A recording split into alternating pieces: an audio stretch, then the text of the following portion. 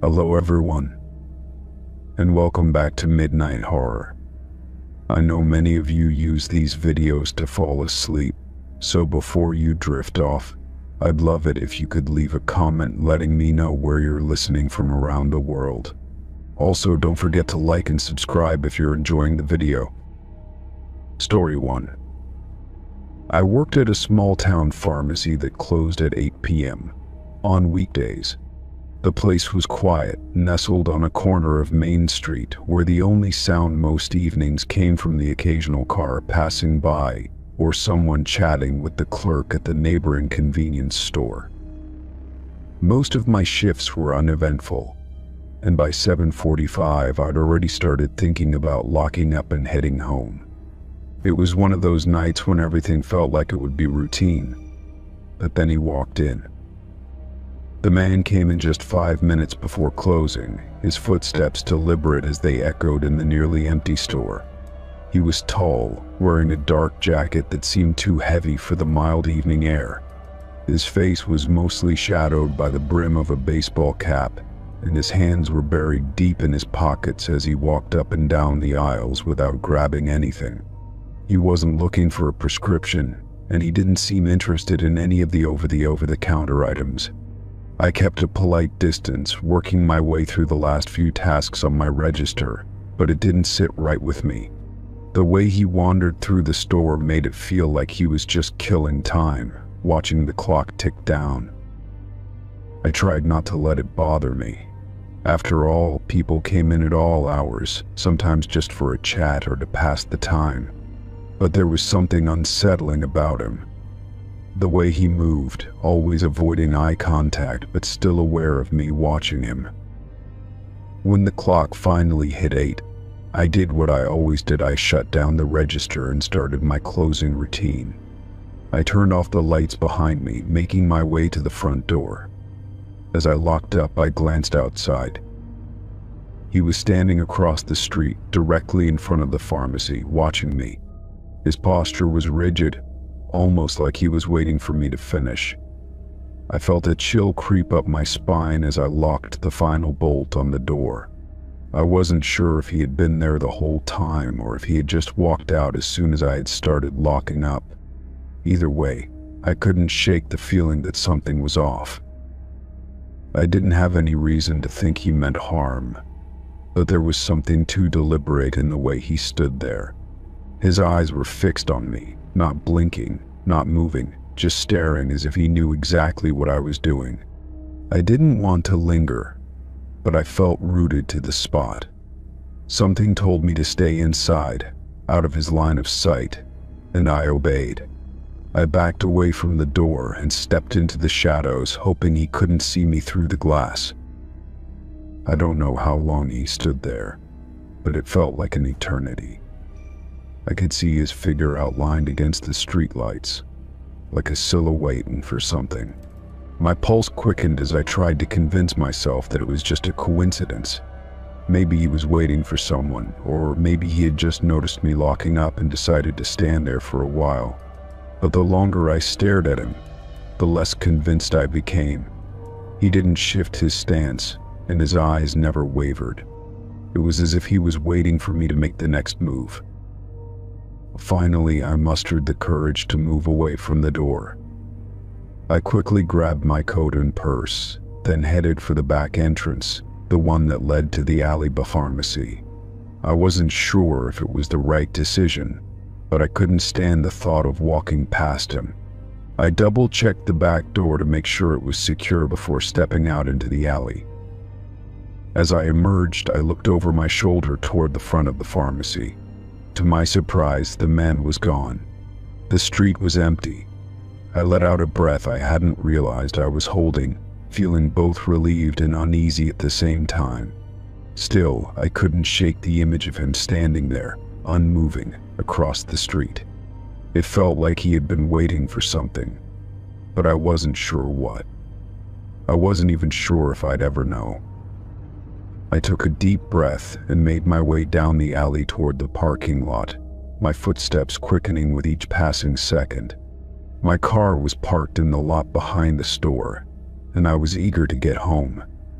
As I reached my car, I looked around one last time, half expecting to see him lurking in the shadows. But there was nothing, just the empty streets and the occasional flicker of a streetlight. The next night, when I arrived for my shift, I felt the familiar tension creeping in. I tried to brush it off, telling myself that I had overreacted. Maybe he was just some random guy who had been out for a walk and had decided to stop and look in the store. I couldn't let myself be paranoid. But as the hours passed, and the clock edged closer to 8 p.m., I found myself constantly glancing out the window, watching for any sign of him. I was relieved when 8 came and went, and I locked up without incident. This time I didn't see him across the street. The next few days went by uneventfully, and I started to think maybe I had been imagining things. That was until the following week, when he showed up again. He walked in with the same slow, deliberate pace, wearing the same dark jacket and cap. This time, though, he didn't even bother to look around.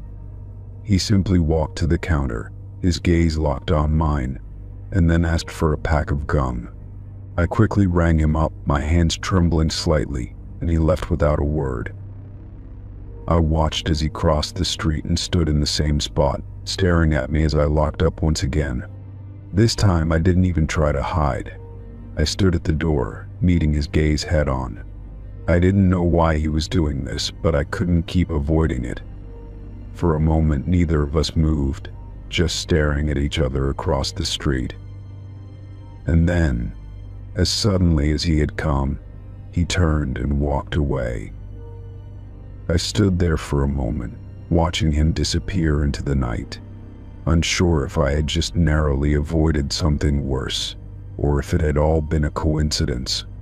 But I couldn't shake the feeling that this wasn't over, and every night after I made sure to check the street before I locked up, just in case he came back again. Story 2. It was one of those nights where everything seemed too quiet, like the world had settled into a deep hush. I was lounging on the couch, scrolling through my phone, when I heard a knock at the door. It was too late for most people to be out and about, but I figured it was probably my neighbor Terry. He had a habit of knocking on my door at odd hours whenever he needed help with something, whether it was a broken faucet or a late-night snack request. I wasn't expecting anyone else, so I stood up and walked over to the door. I glanced through the peephole, expecting to see Terry's familiar face. But instead, I saw a figure in a dark jacket wearing a ski mask. My heart skipped a beat. It wasn't Terry. The person on the other side of the door was a stranger, and something about the way he stood there, motionless, sent a cold shiver down my spine. I froze for a second, unsure of what to do. I wanted to open the door and ask him what he needed, but everything inside me screamed that something was wrong. I felt the hairs on the back of my neck stand up as I realized he wasn't knocking anymore. He was just standing there, waiting. The silence between us stretched longer than it should have, and I began to feel uneasy, like I was being watched. I decided not to engage. I backed away from the door slowly, reaching for my phone to call the police. But before I could even unlock it, I heard another knock, this time harder, more insistent. I could feel my pulse quickening as I glanced back at the door. I wasn't sure if it was a good idea to ignore him, but I knew I couldn't just open it. I grabbed a nearby chair and wedged it under the doorknob, hoping it would give me some time if things escalated. The knocks kept coming, each one growing louder and more desperate, until suddenly the door handle rattled.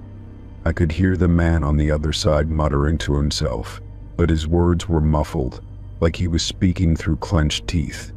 A sickening feeling churned in my stomach as I realized that he wasn't just knocking anymore, he was trying to get in. I held my breath, hoping he would leave. But instead there was a sharp crack, and the door shifted slightly, like someone had tried to force it open. My heart raced. It wasn't Terry. It wasn't anyone I knew. Whoever this was, they weren't just asking for help, they were trying to break in. Panic set in, and I rushed to the phone, dialing 911 with shaky fingers. The operator answered, but I couldn't speak. My throat had gone dry, and I could barely hear over the sound of the man's repeated attempts to shove the door open. I pressed myself against the wall beside the door, trying to make myself as small as possible, my breath coming in short gasps. I could feel my chest tightening, and all I wanted was to make it stop. I was about to whisper my location into the phone when I heard a violent shove. The door buckled slightly, and I felt the chair slip under the force of the impact. I had just enough time to shove it back into place before the door rattled again. The man outside wasn't giving up. The operator on the other end was still trying to reach me, but I couldn't answer. My mind was spinning, and my body was on autopilot as I grabbed a nearby lamp and held it up like a weapon. I could hear the man's grunts of frustration, his hands scraping against the wood as he tried to force the door open. I was terrified, but somehow, I managed to stay quiet, staying low to the ground, hoping that he wouldn't realize how close he was to getting in. And then, just when I thought the door was going to break open entirely, there was a loud thud. The man had stopped pushing. I held my breath, not daring to make a sound. Was he leaving? Had he heard something that made him reconsider? But no. The next thing I knew, I heard him say something in a low voice, something that sent a chill down my spine. "Let me in, or I'll make you regret it." I tried not to move, trying to stay as still as possible. I was paralyzed, unable to form a coherent thought as my mind raced through every possible worst-case scenario. What if he had a weapon? What if he was going to break the window and come in through there? I needed to keep him out, but I didn't know how much longer I could hold on. And then, just as I was about to lose hope, the sound of sirens pierced the night. A few seconds later, there was a knock on my door, this time from the outside, but it was different. It was the police. They must have arrived just in time. The man outside stopped moving. I could hear him hesitate, as if deciding whether to run or fight. A few seconds passed, and then I heard footsteps retreating, fading into the distance. I waited a moment longer, then opened the door just a crack to find two officers standing there, their faces tense. They told me they'd seen someone matching the man's description nearby, but they hadn't caught him yet. They'd be doing a sweep of the area, but they wanted to make sure I was okay first. I could barely speak, but I nodded, feeling a mixture of relief and lingering fear. The officers stayed for a while, checking the perimeter of my home and making sure all the windows were secure. They offered to take a statement, but I just wanted to sit down and breathe. The adrenaline had drained from my body, leaving me shaking uncontrollably. I thanked them as they left, locking every door behind them before retreating into the safety of my living room. That night, I couldn't sleep. The fear still lingered in my chest, gnawing at me. I kept thinking about how close I had come to letting that man into my home. I thought about the way he'd tried to shove his way in, and how it might have ended differently if I hadn't acted in time.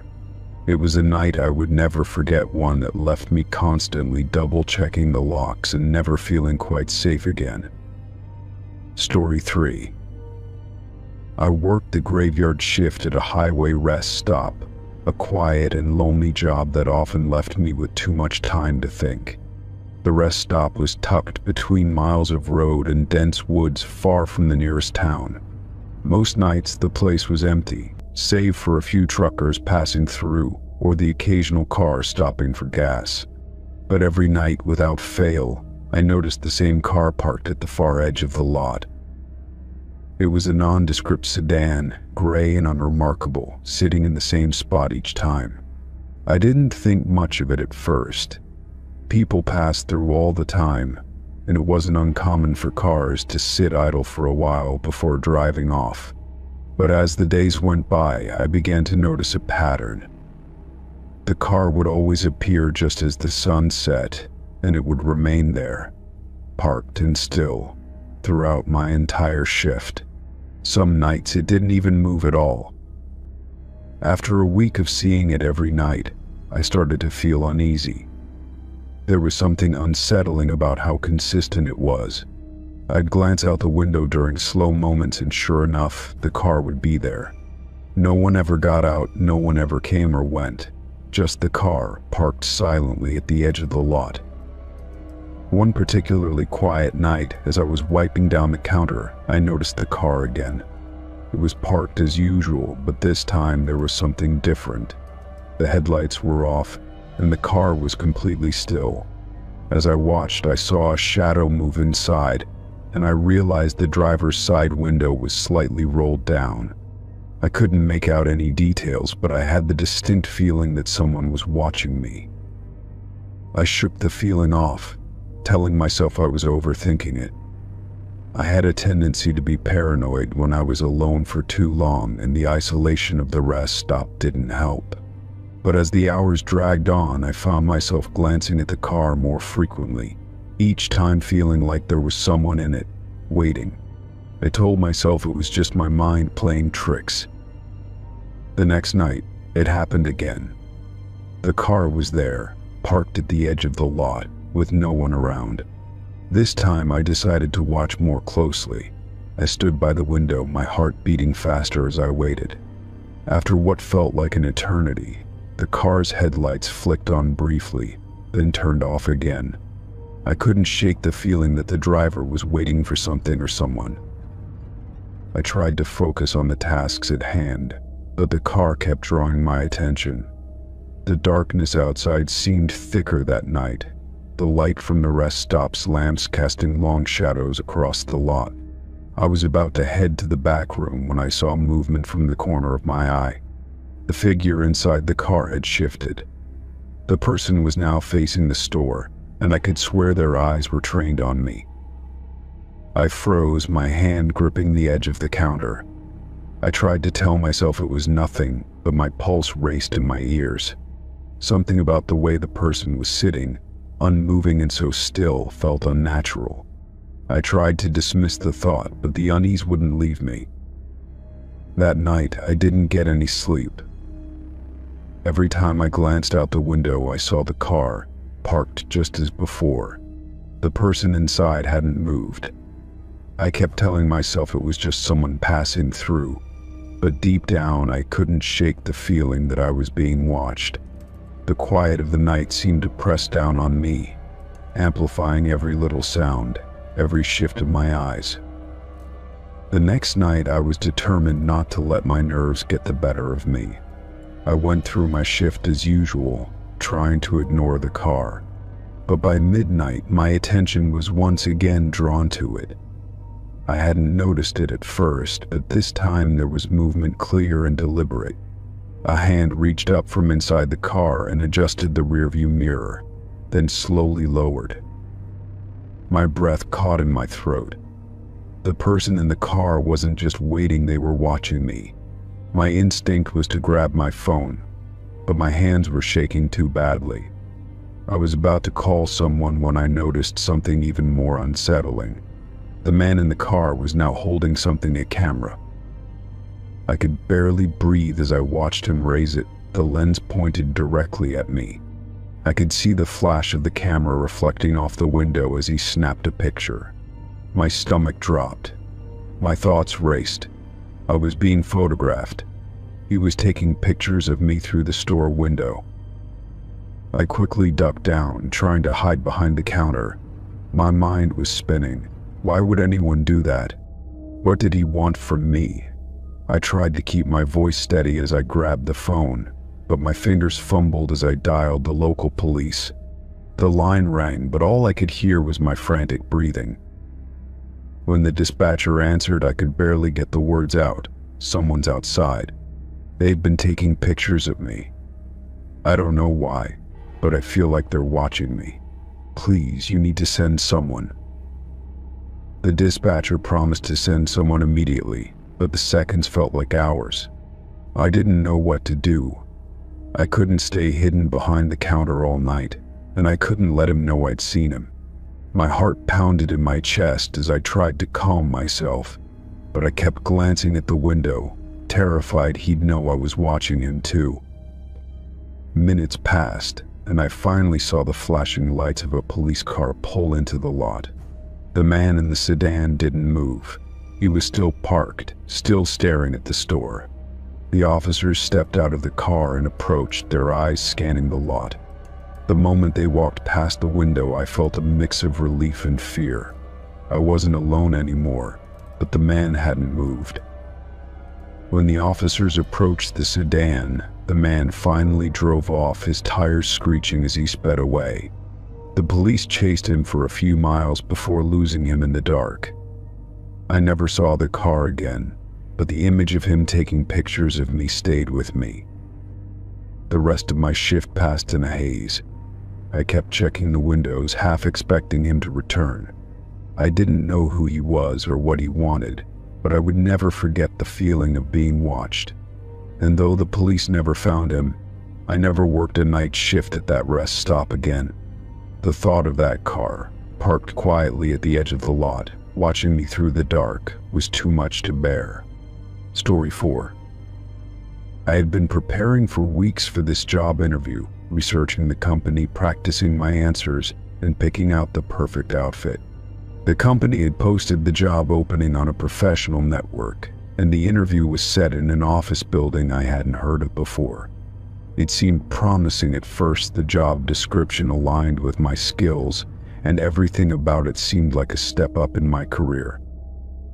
When I arrived at the building, it looked typical, tall, sleek, with glass windows reflecting the busy city streets below. I walked into the lobby, greeted by the receptionist, who gave me a visitor badge and directed me to the elevator.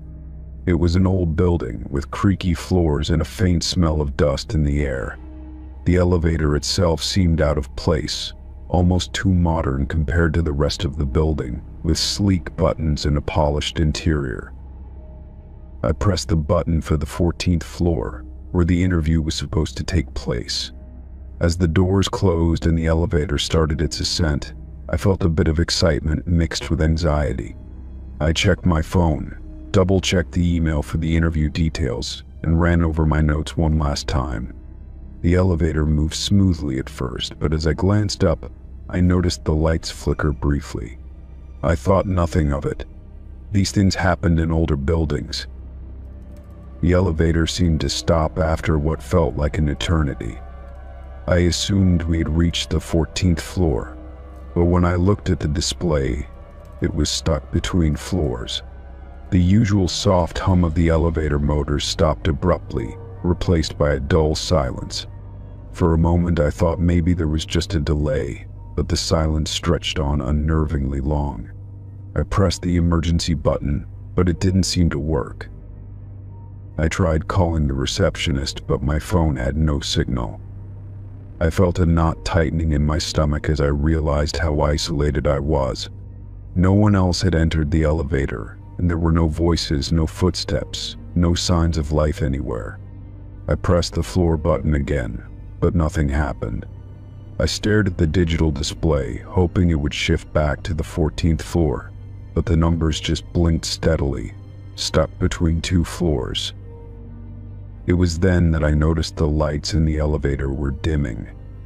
I reached for the panel to adjust the brightness, but the dimming continued until only the faintest glow from the emergency light illuminated the cabin. My heart started to race as I realized how strange the situation was. The air inside the elevator felt heavy, as if the oxygen had been drained, and I was suddenly aware of how cramped and small the space had become. Minutes dragged on as I looked desperately at the closed elevator doors. The thought that I might be stuck in here for hours started to set in, but the worst part was that I couldn't shake the eerie sensation creeping over me. It felt wrong, like the elevator wasn't supposed to be here, or maybe it wasn't supposed to go where it was going. I pressed the emergency button again, but this time there was no mechanical sound, no voice, nothing. The silence was suffocating, but then, just as I was about to hit the emergency button again, the door suddenly opened. I nearly jumped out of my skin. I wasn't on the 14th floor as I expected. Instead, I stood in a dark hallway. The hallway was unnervingly empty, stretching far beyond what should have been the normal office floor. There were no lights, only a dull, sickly glow coming from the end of the corridor. The floor was covered with worn-out carpeting, and the walls were a dull, beige color with no signs of life. I stepped out cautiously, heart pounding. I called out, but my voice echoed in the empty space. It was as if the entire floor had been abandoned. There were no offices, no cubicles, no people. Just an eerie silence that seemed to press in from all sides. I tried to call out again, but the silence swallowed my voice whole. The hallway stretched ahead with no signs of doors or windows, no exit signs, and no markings indicating where I was. I walked forward, feeling increasingly disoriented, as though the floor itself didn't belong to the building I had entered. The air grew colder with each step I took, and I couldn't shake the feeling that I was being watched. My thoughts raced, and I considered turning back, but the elevator had disappeared when I looked. The doors had vanished, leaving behind only a darkened, empty corridor.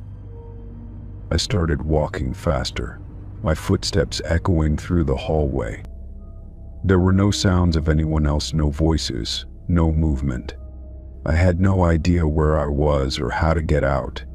As I walked deeper into the corridor, I noticed doors along the walls, but they were all shut tight, with no labels, no windows. It felt like a maze, and the more I walked, the more it felt like I was walking in circles. After what felt like an hour, I reached the end of the hall. There was a door on the left, and it looked slightly ajar. I hesitated before pushing it open, half expecting it to be locked, but it creaked open easily. Inside, I found a small, dimly lit office. It was dusty, untouched, like no one had worked here for years. Old files and papers were scattered across the desk, some of them yellowed with age. On the far wall, a large clock ticked slowly, but there was no sound of anyone moving or talking. I stepped further into the room, my fingers brushing the papers on the desk. There was a sense of wrongness in the air, as if this office wasn't supposed to exist at all. That's when I heard a soft thump, followed by a faint whispering. I turned quickly, but the room was empty, the air heavy with an unsettling stillness. Panicking, I backed out of the room and ran toward the hallway, hoping to find a way out. But no matter how many steps I took, it felt like the hallway stretched on forever. I turned corners that weren't there before, and the floor beneath my feet seemed to shift with every step I took. No matter how hard I tried, I couldn't find the elevator again. Finally, after what seemed like an eternity, I found the stairs. I ran down 3 flights of stairs, breathless and shaking, until I reached the ground floor. I pushed open the door, only to be greeted by the familiar lobby. It looked completely normal, like nothing had happened at all. I walked quickly to the exit, my legs shaky, my mind still reeling from what I had just experienced. As I stepped out into the daylight, I glanced back at the building, wondering if it was all just a strange dream. But the fear still lingered. Whatever had happened in that building, I knew one thing for sure: I would never step foot inside again. Story 5. I was at the gym, finishing up my usual workout. It was just after 6 in the evening, and the place was bustling with people trying to get in their evening sets. The clanging of weights and the hum of the cardio machines were the background music to the routine I had memorized. I was in the free weight area, adjusting the barbell for my next set of squats when a man approached me. "Need a spot?" he asked, his voice friendly but with a hint of something I couldn't place. He was average height, wearing a plain black shirt and gym shorts. His face seemed familiar, but I couldn't pinpoint why. I hadn't seen him at the gym before, but I didn't think much of it at the time. I nodded, grateful for the help since the weights were heavier than usual. He moved into position behind me, and I started my set. The man was quiet, but I could feel his eyes on me. It wasn't just the typical spotting gaze, there was something unsettling about it. He seemed too focused, too intense, like he was watching for something more than just whether or not I needed help with the lift. But I brushed off the feeling. Maybe he was just a serious gym goer, and I was overthinking it. When I finished, I thanked him and moved to the next station. He stayed close by, not in a pushy way, but in a way that felt like he was lingering just a little too much. He didn't seem like the type to engage in small talk, but he kept glancing over at me between his own sets. Every time I caught his eye, he'd smile. But it wasn't a comforting smile, it was almost too knowing, like he was trying to make a connection I wasn't ready for. I tried to ignore him, telling myself I was being paranoid. Gym-goers didn't always follow normal social cues, and maybe he was just one of those types who liked to be around people. But as I worked through my sets, I couldn't shake the sense that he was always a little too close, always a little too observant. I finished my workout about 40 minutes later, wiped the sweat from my face, and decided to hit the locker room. As I passed by the row of machines, I caught sight of him again, still working out but watching me. The feeling of being watched crept up my spine. I told myself I was being ridiculous. There were dozens of other people around, and I was just another face in the crowd. But when I ducked into the locker room, I couldn't shake the thought that he was still on my heels. The locker room was mostly empty. I put my things in a locker and started changing. It was quiet except for the faint sound of the gym's music leaking through the walls. But then I heard footsteps. They were light but steady, and they came from the direction of the door. My heart skipped a beat, and I looked over my shoulder.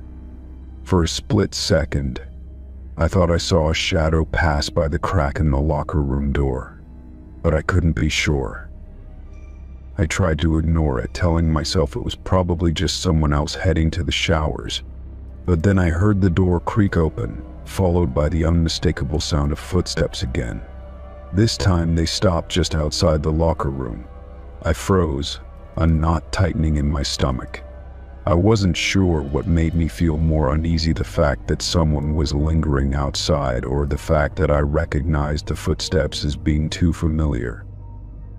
I finished changing as quickly as I could, hoping to get out of there before whoever was waiting could make their presence known. As I headed toward the door, I peered through the gap. My stomach dropped when I saw him standing just outside, looking down at his phone. He wasn't doing anything overtly threatening, but the fact that he was there, right outside, made me feel like I was being cornered. I kept my head down and walked briskly past him, avoiding eye contact. I hoped if I ignored him, maybe he would let it go. But as I exited the locker room, I saw him standing by the exit doors, his arms crossed over his chest. He smiled at me as I approached, and my heart raced. "Leaving already?" he asked casually, like we were just two people having a normal conversation after a workout. "I thought you'd be here longer." I forced a smile, my voice coming out a little too fast. "Yeah, a long day. Gotta get going." He didn't seem to care. He just nodded, but something about the way his eyes lingered on me felt different now. It wasn't the same casual glance. There was an intensity there, like he was analyzing me, weighing his next move. I walked out of the building as quickly as I could, my nerves on edge. The parking lot was fairly empty, and I was the only one walking toward my car. As I got closer to my vehicle, I looked over my shoulder. The man was standing by the gym doors, watching me again. My skin crawled as I unlocked my car and climbed inside. I slammed the door shut, but I didn't immediately start the engine. I kept an eye on him through my rearview mirror. He didn't move for several minutes, and I wondered if he was just standing there, waiting for me to leave. I finally started the car and backed out, but as I did, I saw him step out of the building and walk toward the parking lot. He wasn't rushing, just taking his time, his pace matching mine. I drove around the block, trying to lose him, but when I turned onto the main street, I saw him again. He was walking down the sidewalk, right on the edge of the road, like he was following my every move. I tightened my grip on the wheel, the unease growing with every block. I knew he was following me now. I didn't know why, but I knew. I took a sharp left into a different part of town, trying to get rid of him. But he stayed behind me, never speeding up or slowing down. For an hour, I drove around, making unnecessary turns and doubling back on myself. He kept pace, never getting too close, but never falling behind. I eventually ended up at a stoplight near my apartment complex. I glanced in my rearview mirror, and for the first time since I'd seen him, he wasn't there. The street was empty. I breathed a sigh of relief, but the feeling of being watched stayed with me for hours afterward. The next day, I didn't see him at the gym, and I haven't seen him since. But every time I pull into the parking lot now, I check the surroundings, just in case. I can't shake the feeling that maybe, just maybe, he's still watching. Story 6. It was late one evening when I decided to take a detour on my usual route home. I was coming back from a long day of work, feeling the exhaustion settle into my bones. I'd seen the hitchhiker standing at the side of the road a few miles back, but at first I'd passed him by. Something about his appearance made me hesitate. He was tall, dressed in a worn leather jacket, with shaggy dark hair and a stare that seemed to go right through you. But after a couple of miles, I started thinking about how long he must have been standing there. It wasn't exactly common to see someone out here this far from the nearest town, so I turned the car around. When I pulled up beside him, he didn't hesitate. He just opened the door and climbed in without a word. His eyes met mine briefly, but he didn't say anything right away. I wasn't nervous at first. I'd picked up hitchhikers before, and I figured I could handle myself if anything went wrong. Still, there was something unsettling about the silence that hung between us. We drove in silence for the first few miles, the only sound the hum of the engine and the soft clicking of the turn signal. I tried to gauge him, but he sat still, staring out the window, his face shadowed by the fading light of the day.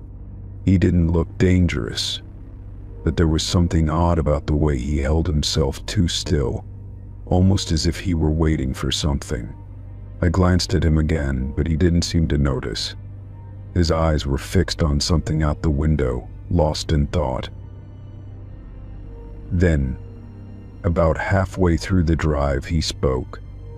His voice was calm, almost too calm, as if the words had been rehearsed 1,000 times in his head.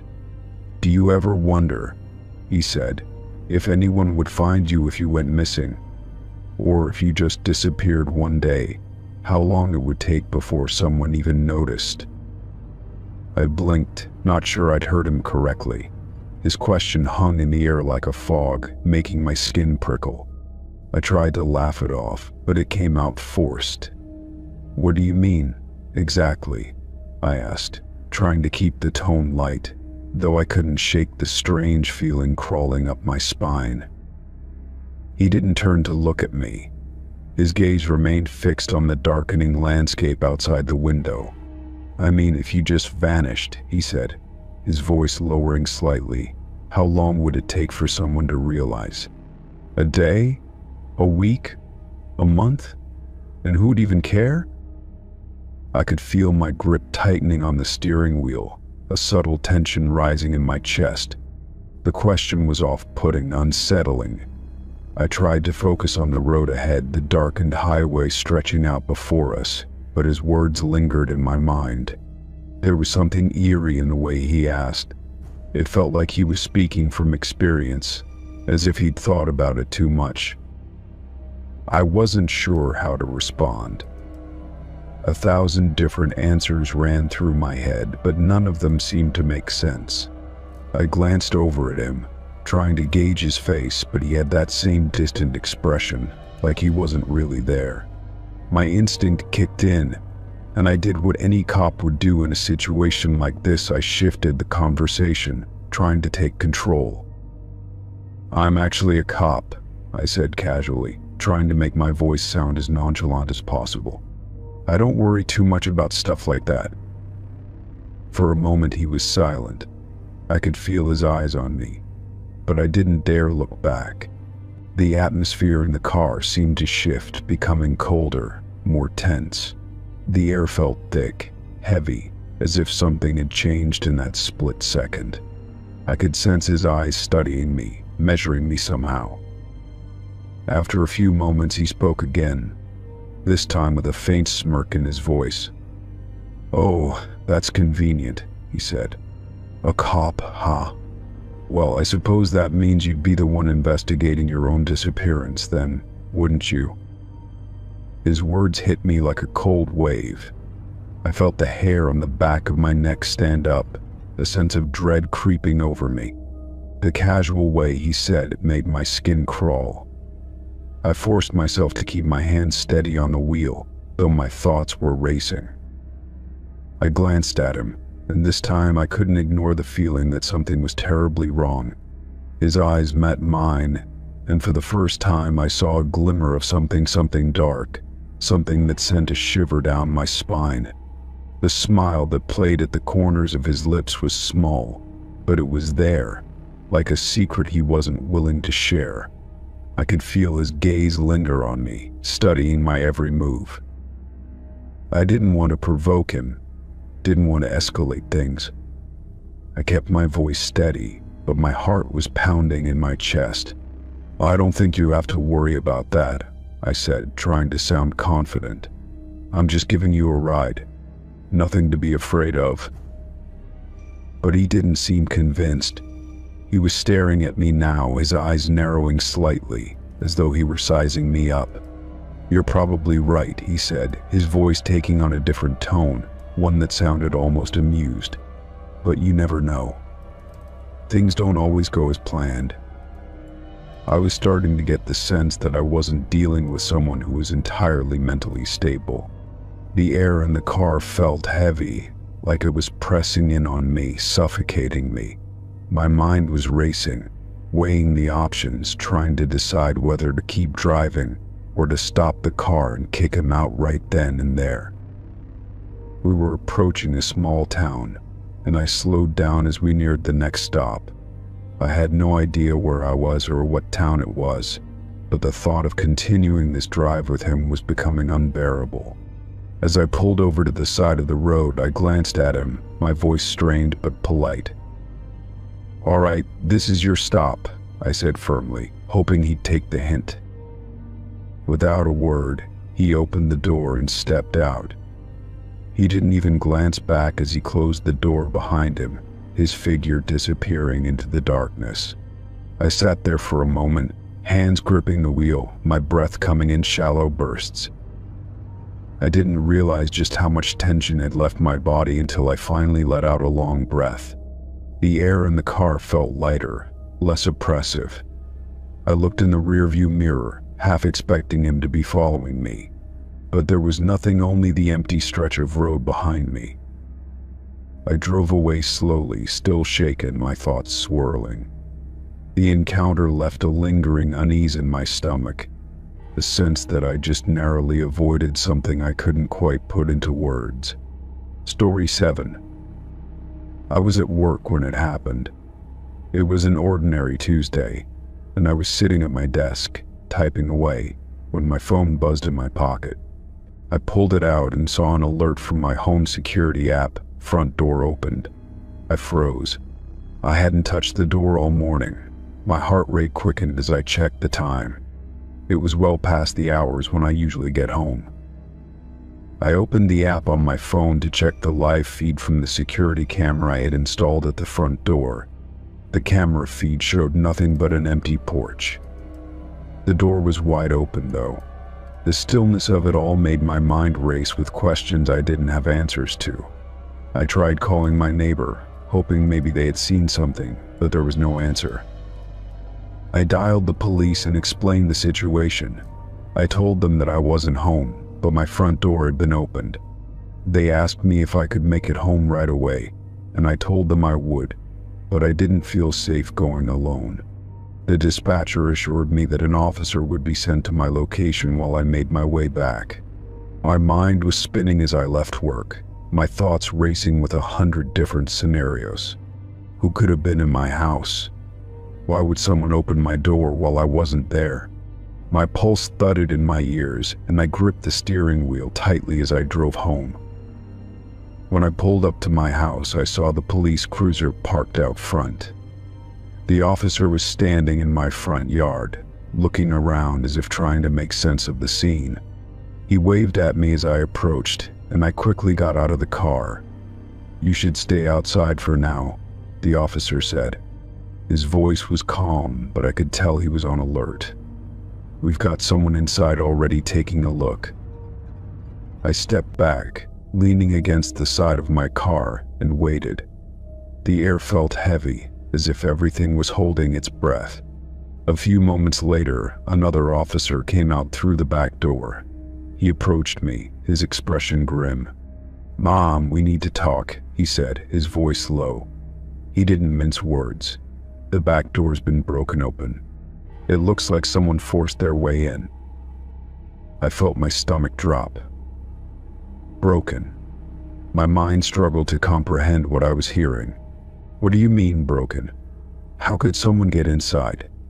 I stammered.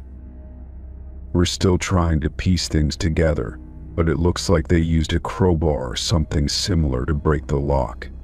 There are muddy footprints leading from the back door into your house, all through the hallway and into the living room. They were wearing shoes that left a distinct pattern." He paused, letting the weight of his words sink in. "It's possible they were inside for a while before they left." I couldn't speak for a moment, the panic swirling inside me, turning my stomach into a tight knot. They had been in my house. Someone had come in, walked around, and left without taking anything. At least, that's what they told me at first. But what did they want? What had they been looking for? I suddenly felt as if everything I thought I knew about my safe space had been shattered. The officer led me inside, cautioning me to be careful. I stepped over the threshold, heart hammering in my chest.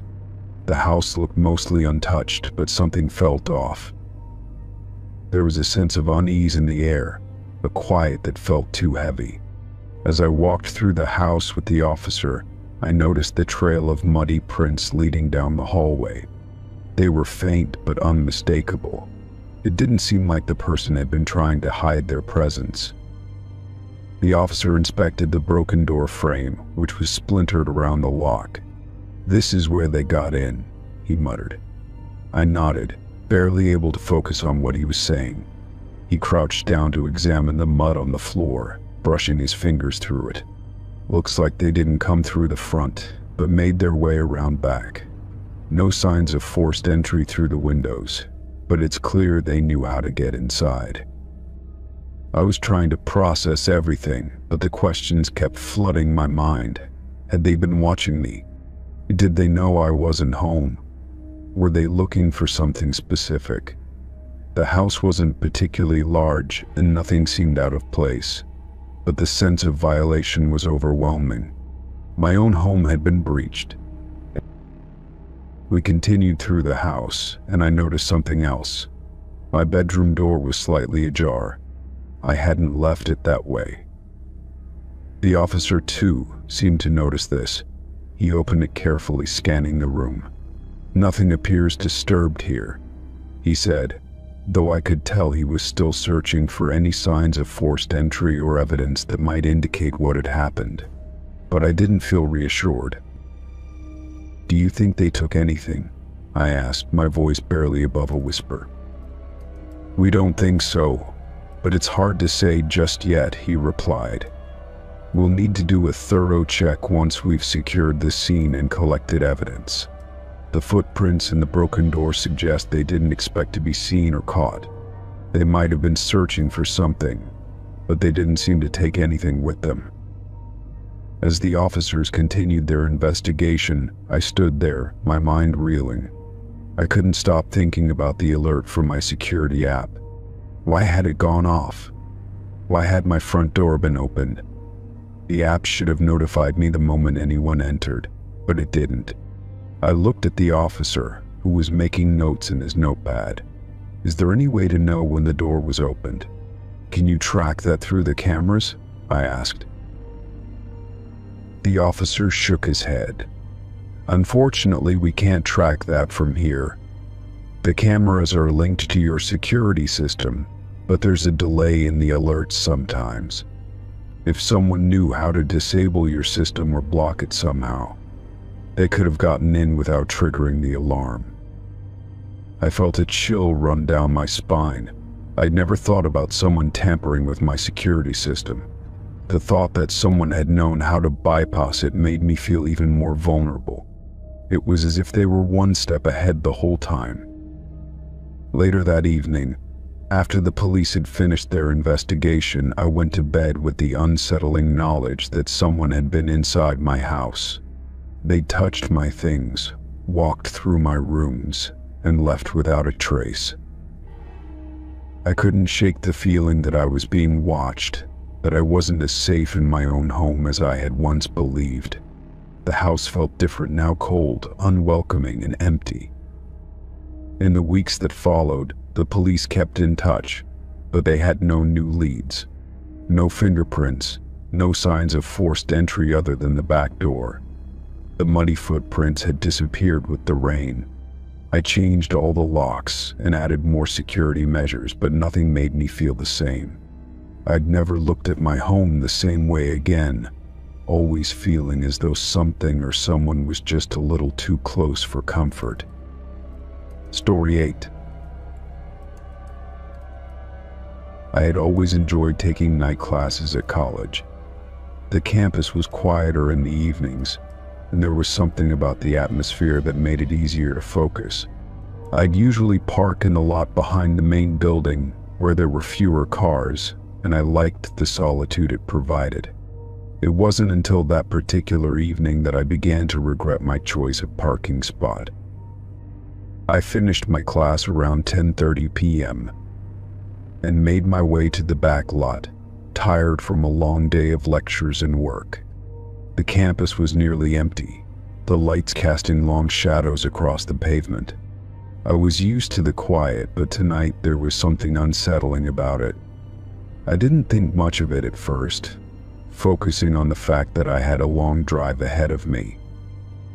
When I reached my car, I saw the problem immediately. The front tire was completely flat, the side wall slashed clean through. I stood frozen for a moment, my heart sinking. It wasn't just a random puncture, it was deliberate. The metal rim of the wheel gleamed in the dim light as if mocking me, and I could already feel the anxiety creeping in. Who would do this? I looked around the lot, hoping to spot someone, but the place was deserted. The streetlights flickered as I pulled out my phone, about to call for a tow. That's when I heard the footsteps, soft, deliberate steps that seemed to be getting closer. I turned my head to see a man emerging from the shadows near the edge of the parking lot. At first, I thought he might be another student or maybe someone else stranded. But as he drew closer, I realized he wasn't dressed like any student I'd ever seen. His clothes were dark, unremarkable, but his posture was stiff, almost too perfect, like he was trying too hard to look casual. He wasn't smiling, and his face was partially obscured by a hood, but there was something in the way he moved that immediately set off warning bells in my head. "Need some help?" he asked, his voice soft but firm, like he was already assuming the role of the helpful stranger. I stepped back instinctively, my eyes scanning the area for anyone who might hear. There was no one around. I shook my head. "I've got it covered, thanks." He didn't move. Instead, he stepped a little closer, still watching me with an intensity that made me uneasy. "You know," he continued, "your tire didn't just get slashed by accident. Someone's been watching you." His words hung in the air, heavy with an unsettling certainty. I froze, not knowing how to respond. Who was this guy? "I don't need any help," I managed, trying to sound confident. "I'm calling a tow truck. I'll be fine." The man didn't look bothered by my rejection. In fact, he seemed almost pleased, like he expected me to say that. His lips curled slightly, a faint, unreadable expression. He took another step toward me, and I felt a chill run through me. My phone felt too far away in my hand, and my mind raced through every scenario I could think of to get out of there. "I've been watching you for weeks," he said, almost casually, like it was nothing. "I've seen you come here every night. Same parking spot, same routine. It's kind of interesting, don't you think?" My blood ran cold. I didn't respond, my eyes darting around for any sign of someone nearby. Nothing. It was just me and this man in the middle of a dark parking lot. I was beginning to realize that this wasn't just a strange coincidence. This guy knew things about me. Details I hadn't even realized were visible. "I don't know who you are," I said, forcing my voice to remain steady. "But I don't want anything to do with you." His gaze softened, but it wasn't comforting. It was like he was amused by my resistance, like he found it all to be some sort of game. He smiled faintly, and I noticed how wide his eyes were, too wide, almost unblinking. "I can help you," he said, his voice turning quieter, coaxing. "It's not safe to be here alone, not with your tire like this. You never know who might come by." I took a step back, my heart pounding. Every instinct told me to run, but I didn't know which direction would be safe. I looked at the tire again, realizing the damage was too much for me to handle on my own. But I wasn't about to get into a car with this man, not after everything he'd said.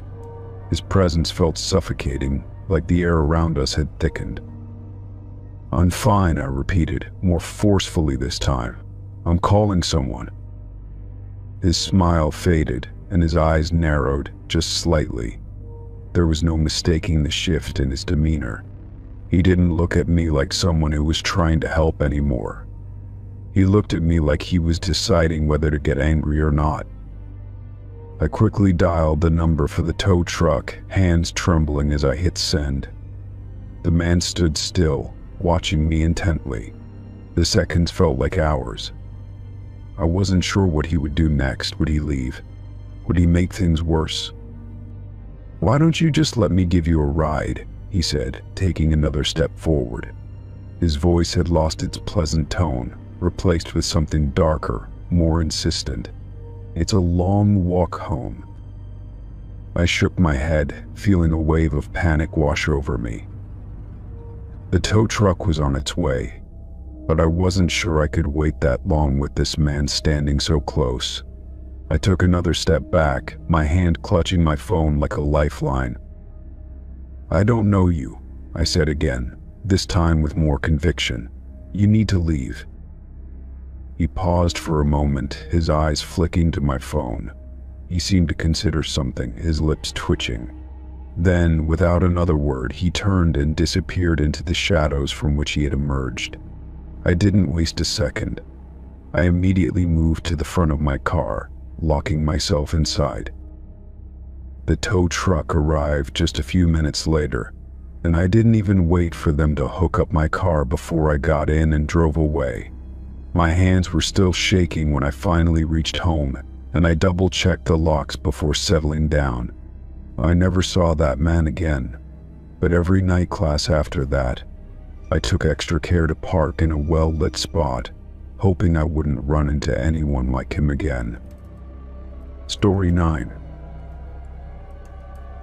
It started out innocently enough. I came into work one Monday morning to find a bouquet of bright yellow daisies on my desk. No card, no note, just the flowers sitting there like a simple gesture of kindness.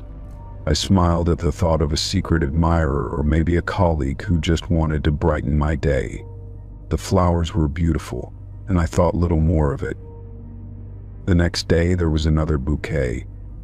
This time white lilies, their petals wide and delicate, their scent overwhelming. Again, no note. I had received flowers before from friends and family, but this was different. These bouquets came every day, and there was never any indication of who was sending them. At first, it felt flattering someone cared enough to send flowers without wanting anything in return.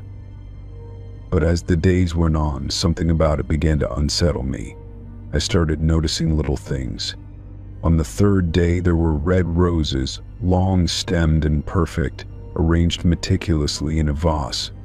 The following morning, a bouquet of orchids sat on my desk, their colors almost too vibrant. The flowers were always fresh, always beautiful, and always delivered before I arrived. Whoever was sending them was paying attention to my schedule. I tried to convince myself it was harmless. I told myself it could be anyone, someone I worked with, a friend of a friend, or maybe even a long-forgotten acquaintance trying to rekindle some old connection. But as the days turned into weeks, I began to feel the weight of the mystery hanging over me. Who was doing this, and why? I started to feel like I was being watched. Then, one morning, everything changed. I was going through the bouquet as usual, arranging the flowers in a vase when something caught my eye. At the bottom of the stems, hidden under the leaves, was a small folded piece of paper. My heart skipped a beat as I pulled it out. The paper was old, slightly crumpled, and when I unfolded it, I realized it wasn't a note or message, it was a photograph. I stared at the photo for a long time. It was a picture of me, taken from the street, just outside my apartment building. It was a candid shot, the kind someone would take when they thought you weren't looking. The photo was clear, my face visible, and I could even make out the reflection of my apartment's front door in the background. My stomach twisted. How had someone gotten this picture? I didn't tell anyone. At first, I thought I was overreacting. Maybe it was just a coincidence, some prank, or an elaborate misunderstanding. I tried to forget about it and went back to my day, but the seed of unease had been planted. The next day, I found another bouquet on my desk, and beneath the flowers, there was another photograph. This one was taken from a different angle, but it was still me, standing at the bus stop outside my apartment. This time, I couldn't ignore the feeling that something wasn't right. The flowers kept coming. Each day, a new bouquet, and each day, a new photograph. They weren't always of me from the same angle, but they were always taken near my apartment building, sometimes in the early morning when I left for work, other times late at night when I was coming home. The photos were becoming more frequent, and the angles more unsettling. They weren't just of me walking down the street anymore. Now they were close-ups of me unlocking my front door, me sitting in my living room window. Whoever was sending them was getting closer, and it felt like I was being watched every single moment. I started to feel paranoid. I would check my apartment before I went to bed, double-check the locks, look out the window to see if anyone was standing on the street below. I began to wonder if I was being followed, if someone knew where I lived, knew my routine, knew everything about me. The thought of someone watching me from the shadows made my skin crawl. A few days later, I found something different in the bouquet. This time it wasn't a photo, but a small envelope, sealed shut. My hand shook as I opened it. Inside was a single sentence, handwritten in neat, almost elegant script. "I've been waiting for you to notice me." My heart stopped. The words felt like a threat, like a declaration. It was no longer about the flowers. Whoever was sending them wasn't just admiring me from afar, they were obsessed with me. I didn't know what to do. I called a friend that evening, but I didn't want to admit how scared I was. She suggested I go to the police, but I hesitated. The flowers had never been directly threatening, and the photos could have been taken from public spaces. How could I explain this without sounding paranoid or crazy? I didn't have solid proof that anyone had broken any laws, but the fear kept growing. I couldn't shake the feeling that whoever was sending these was getting closer, watching me more closely. I started to feel trapped in my own apartment. I changed my routine, started taking different routes to work, and took extra precautions when I went out. But no matter what I did, the flowers kept coming, every day without fail.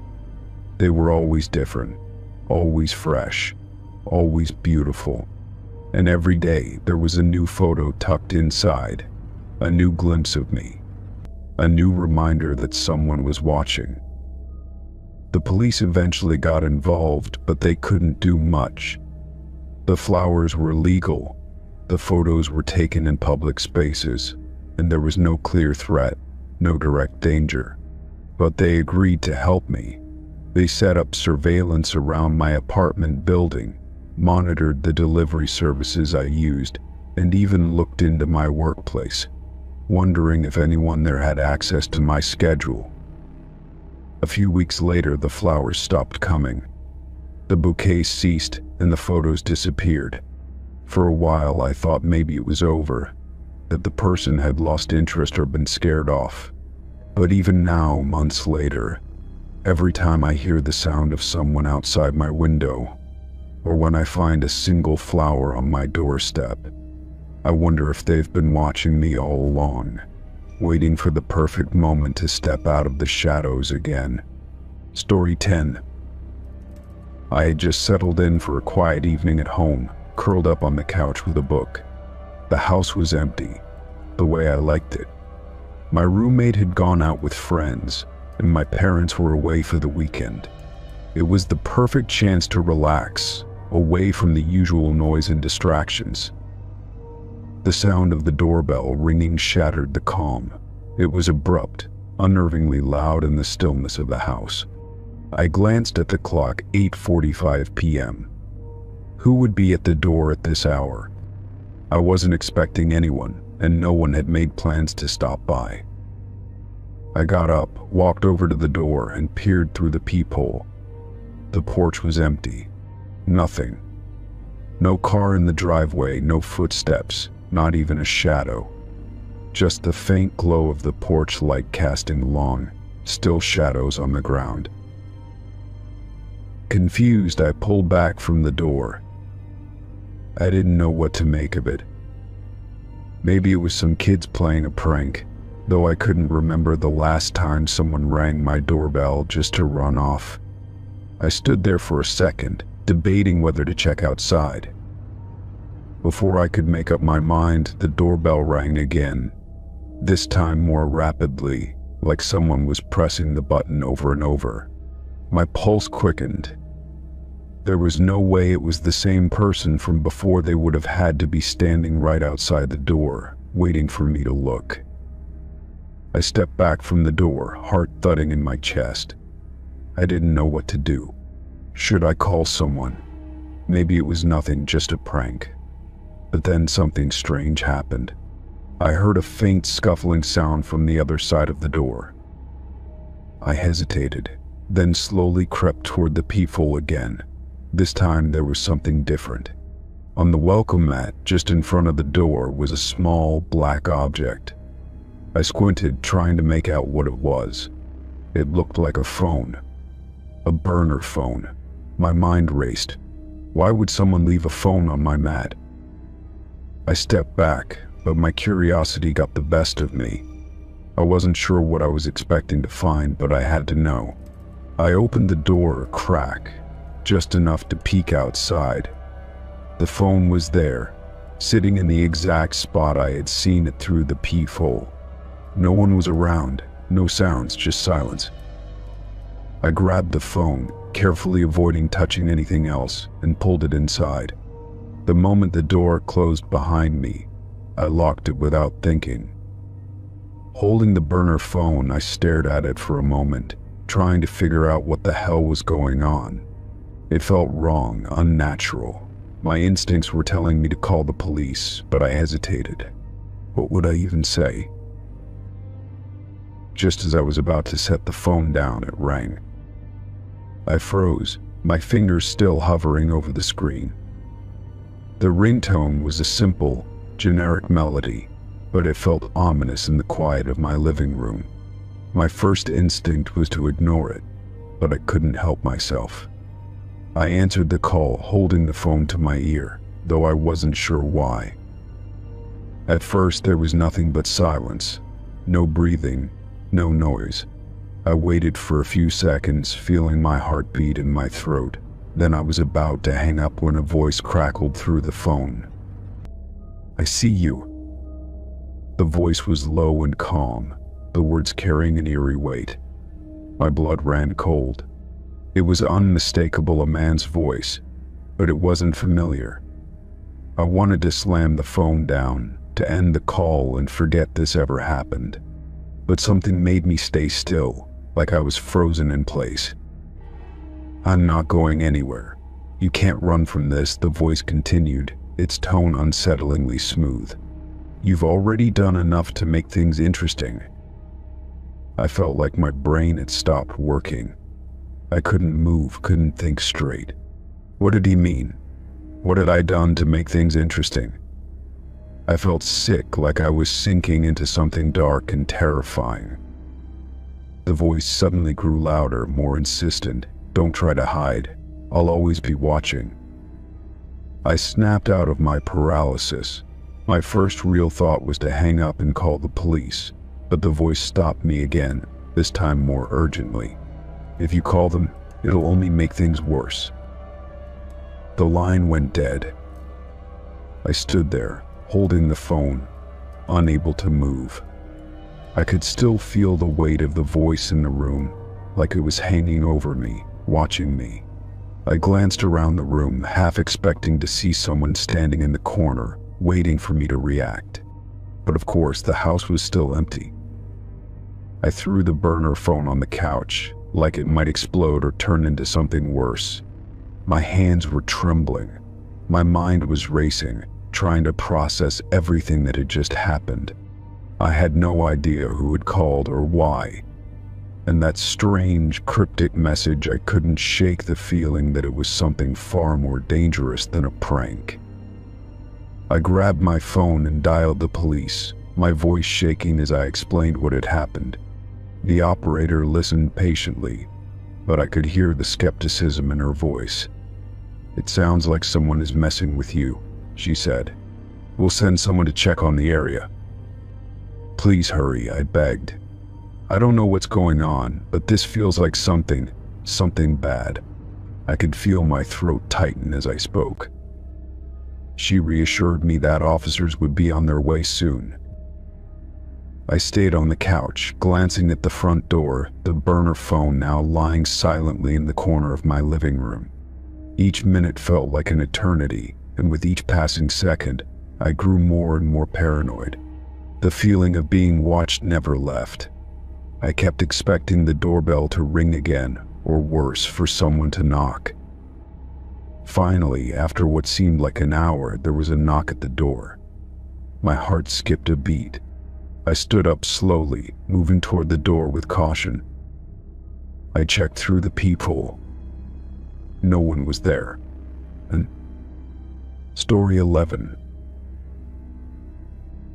I was standing at the subway platform, watching the train's arrival time flicker on the sign above.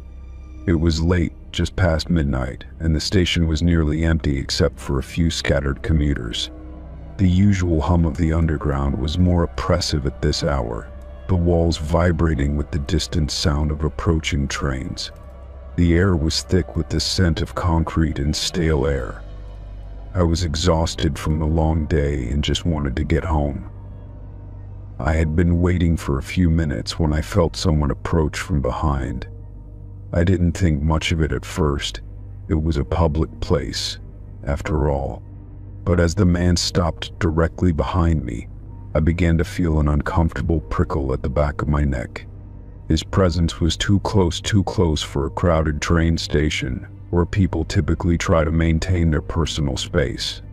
It wasn't just proximity, it was the weight of the silence between us, the way he wasn't moving at all. The hair on my arms stood up as I instinctively shifted a little to the left, giving myself a few more inches of space. When I moved, he moved with me. There was no hesitation in his step. It was almost synchronized, like he was mirroring my movements. I took another small step to the left, trying to create some distance between us, but his shadow followed me. My heart rate quickened, and the hairs on the back of my neck prickled. I glanced over my shoulder, trying to get a glimpse of his face.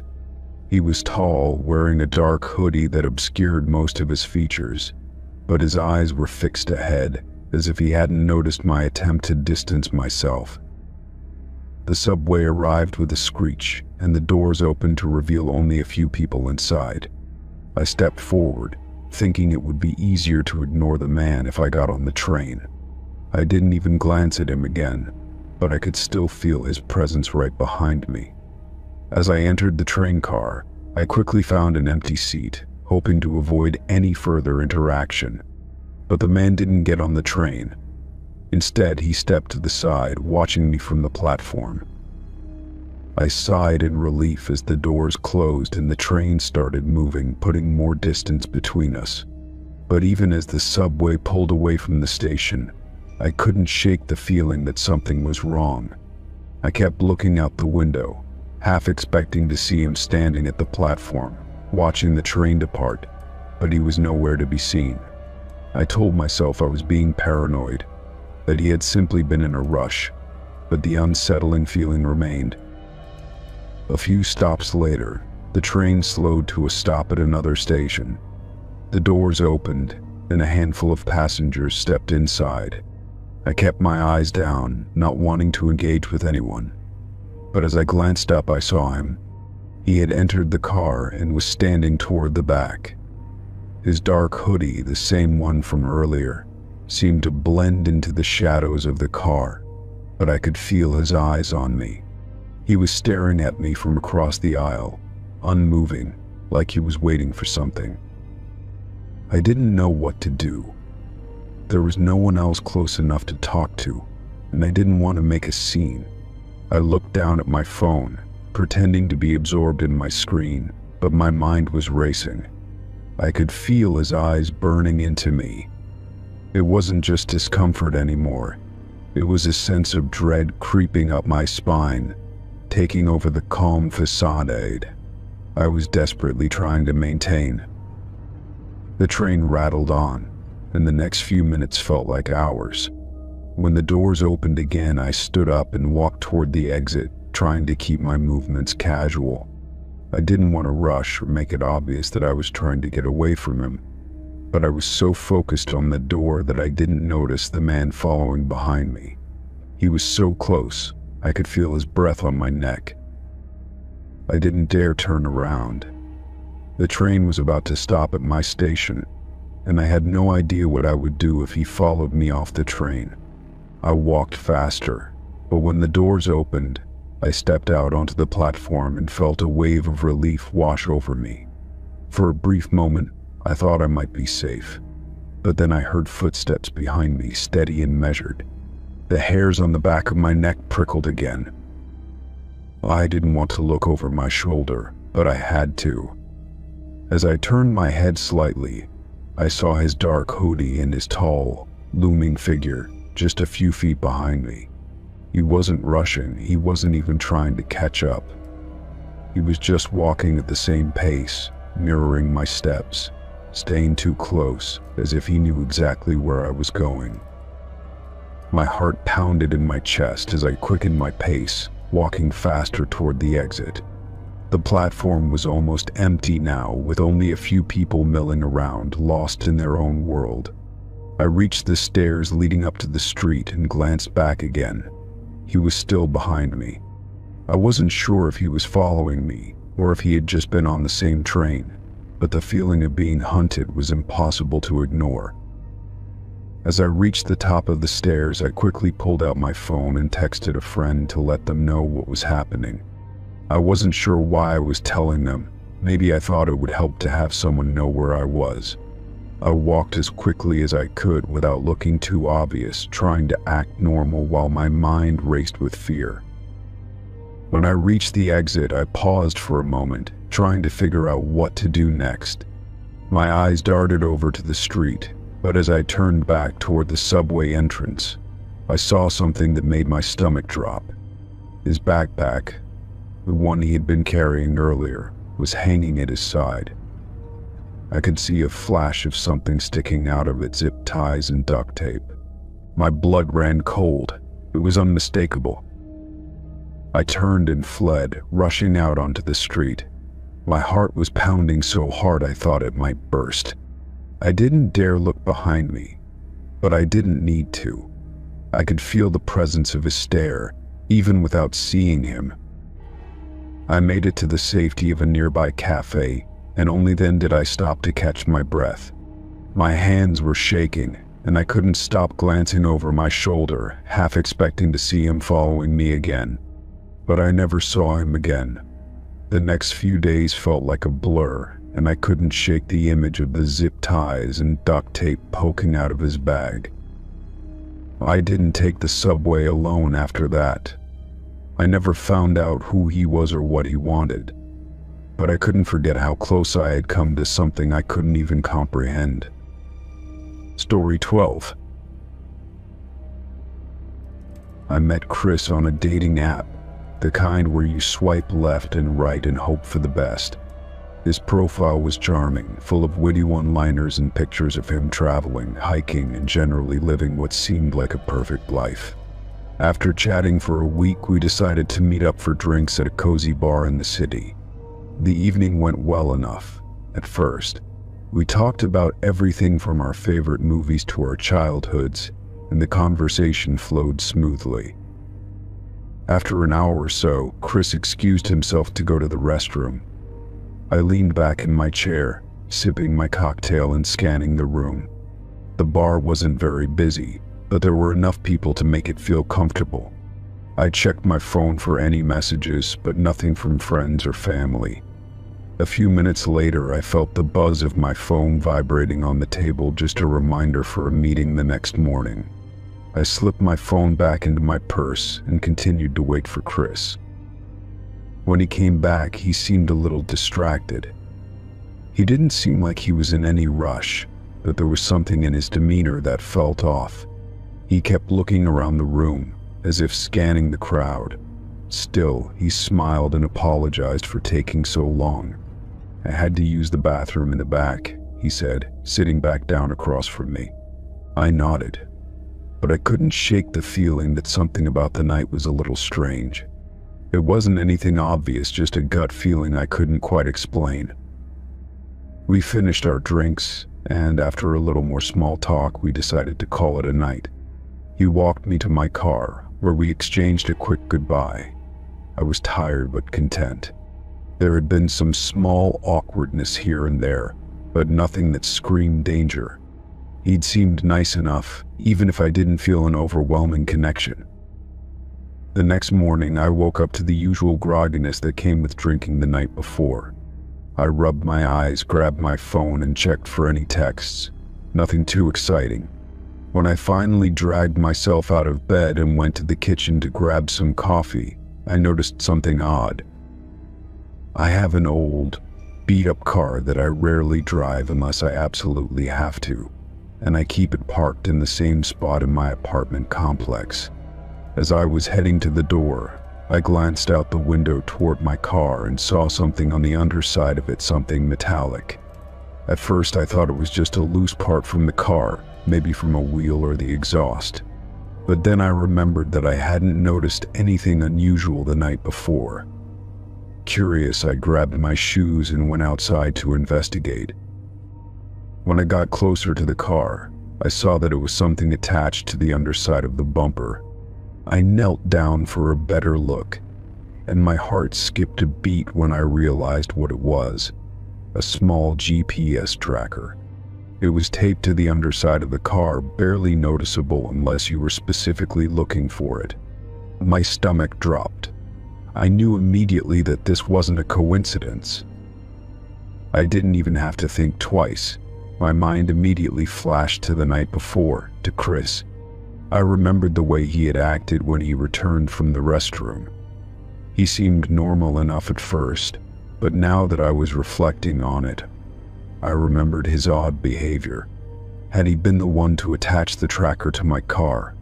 I felt a wave of panic rise up in me, and my pulse began to race. I took a few deep breaths, trying to calm myself. I pulled out my phone and dialed my best friend, Jenna. As soon as she picked up, I blurted out what had happened, my voice shaking. "Jenna, something really weird happened. I think someone put a GPS tracker on my car." There was a pause on the other end before she responded. "What? Are you serious? Who would do that?" "I don't know," I replied, still kneeling beside my car, the tracker in my hand. "But I met this guy last night on a dating app. His name's Chris. He excused himself to the bathroom, and when he came back he was acting a little off. I'm starting to think he did this." Jenna's voice was filled with concern. "You need to get that thing removed. And you need to be careful. This is really creepy." I agreed, my mind still spinning. "I'm going to call the police, I think. I don't know what to do." After we hung up, I immediately called a local mechanic to ask if they could remove the GPS tracker for me.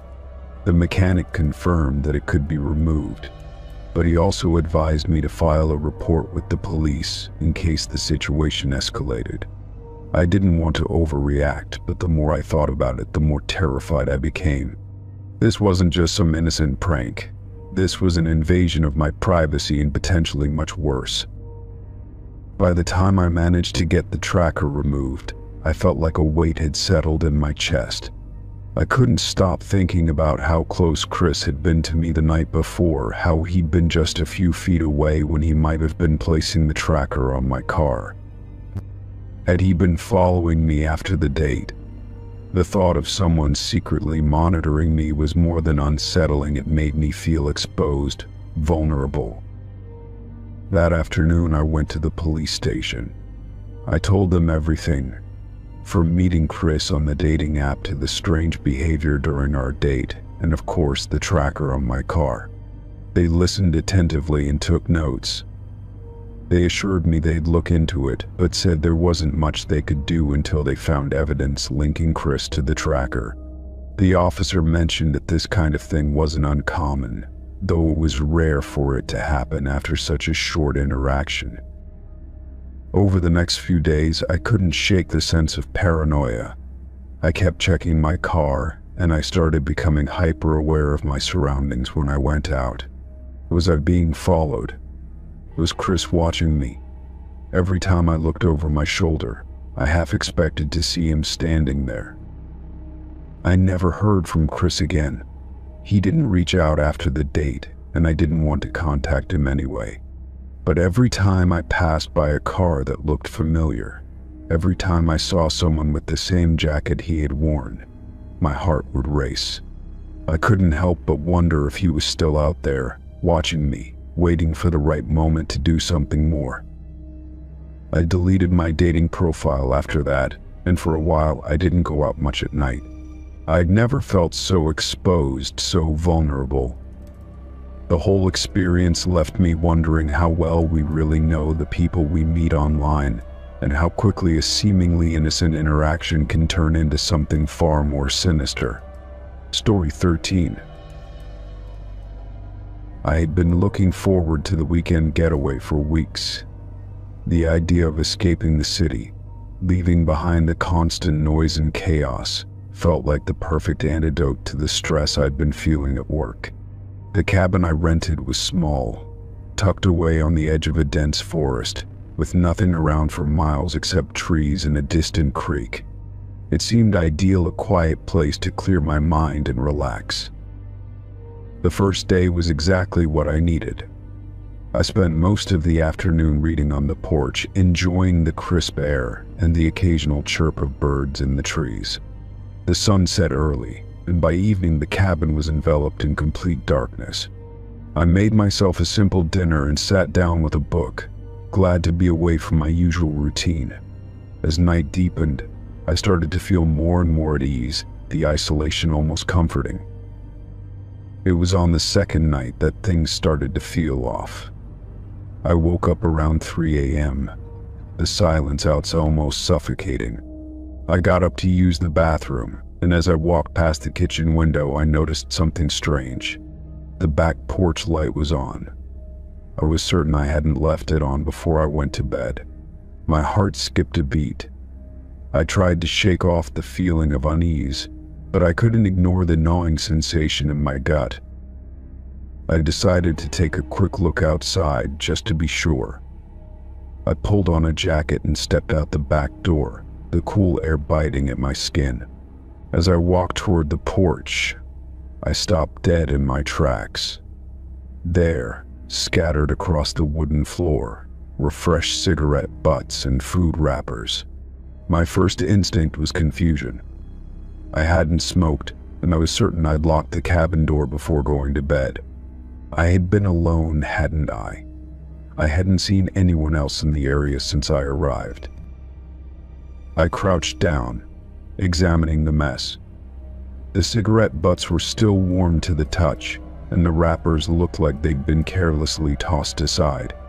I didn't recognize the brand of cigarettes. They weren't mine. I couldn't explain how they'd gotten there. My heart was pounding now, and I felt a chill crawl up my spine. Who had been here? And why was I so sure I was alone? I quickly stepped back inside, locking the door behind me. I stood in the dark living room, staring at the floor in disbelief. The reality of the situation hadn't quite sunk in yet. There had to be a logical explanation, right? Maybe I'd just missed something when I arrived. Maybe there was a neighbor who had used the porch for a cigarette and snack. But no, the nearest cabin was miles away, and I hadn't heard a single car or person all weekend. I tried to convince myself that I was overreacting. Maybe I'd left the porch light on and didn't remember. Maybe the wrappers had been there since before I arrived. But the smell of stale cigarette smoke lingered in the air, and the thought of someone being so close to the cabin, someone who I hadn't seen, made my skin crawl. I had been alone, and now I wasn't sure of anything. The rest of the night passed in restless sleep, my mind racing with thoughts of what had happened. I kept hearing small creaks and groans in the cabin, sounds that I had dismissed earlier but now seemed ominous. Every time I closed my eyes, I imagined someone standing just outside the door, waiting. But when I woke up, the morning light brought some relief. The porch was empty, and everything appeared normal again. Maybe I had just been imagining things in the dark. I spent the next day trying to distract myself. I hiked along the trails near the cabin, trying to push away the unsettling feeling that had settled in my chest. But as the sun began to set that evening, I couldn't shake the paranoia. The idea that someone had been on my porch, someone who I hadn't seen, lingered in my mind. I tried to tell myself it was all a coincidence, but it didn't feel like one. When night fell again, I kept the lights dimmed inside, hoping to avoid drawing attention from outside. I didn't want to confront whatever or whoever had been there the previous night. But as I sat in the living room, trying to relax, I couldn't stop glancing at the back door. What if they came back? The sound of footsteps outside broke the silence. My heart jumped in my chest and I froze. It wasn't loud enough to be someone running, but it was unmistakable, slow, deliberate steps on the gravel path leading to the back porch. I held my breath, straining to listen. It was happening again. Someone was outside. I knew it. I knew it. I stood up, my legs trembling. I moved toward the window, but the curtains were drawn tight. I couldn't see anything. My mind raced with panic. Who was it? Was it the same person from the night before? I couldn't even tell where the sound was coming from. The back porch. The side of the cabin. The footsteps stopped suddenly, and I felt a cold sweat trickle down my back. The silence returned, stretching on for what seemed like an eternity. I didn't know what to do. Should I call the police? Would they even be able to get here in time? But the idea of standing out there in the dark, alone, terrified me more than the thought of waiting. I stayed perfectly still, my heart hammering in my chest. Then I heard it an almost imperceptible tapping on the window. My breath caught in my throat. I crept closer to the wall, moving as silently as I could. The tapping came again, soft and rhythmic. It was coming from the back window, the one that overlooked the porch. I didn't know what to do. The fear was consuming me. I was supposed to be alone. I had rented this cabin to escape, to relax, but now I felt more trapped than ever. Whoever was out there had been watching me, and I had no idea how to make it stop. I waited in the dark for what felt like hours, not daring to make a sound. The tapping continued intermittently, like someone testing my resolve. Then, just as suddenly as it started, it stopped.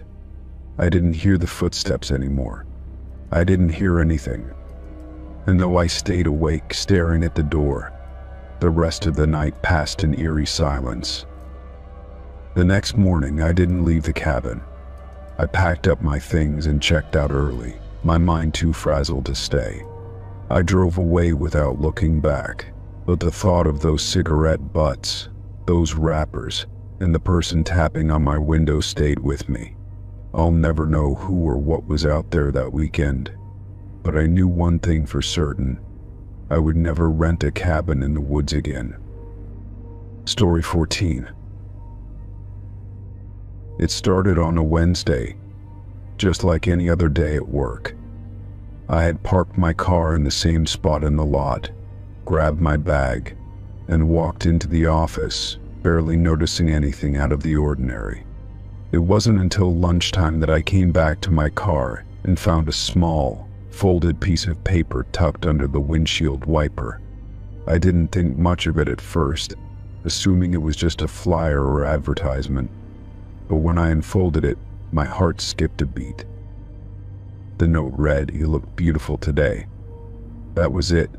No signature, no other words. I frowned and looked around, expecting to see someone nearby who might have left it. But the parking lot was empty, save for a few scattered cars. I shoved the note in my bag and tried to shake it off. Maybe it was just a random, harmless compliment, I thought. Maybe someone had just noticed me and decided to say something kind. Over the next few days, the notes kept coming. Every time I returned to my car, there was another note. Sometimes it was tucked under the windshield wiper. Sometimes it was slipped between the side mirror and the door. Each note had the same words, "You looked beautiful today," written in a careful, almost deliberate handwriting. No signature, just the same message day after day. My mind started to race. Who could be leaving these and why?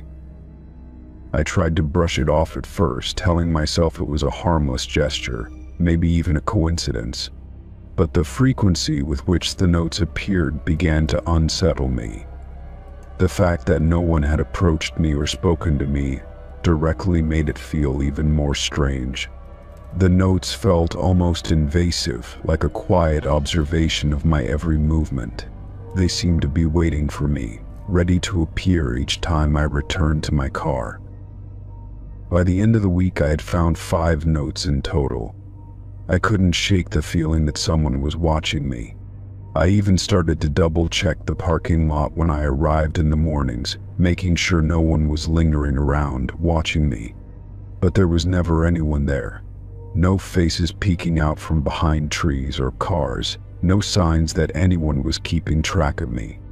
It was as though the notes appeared out of thin air. I told my friend Claire about it over lunch one day, thinking it would make me feel better to talk about it.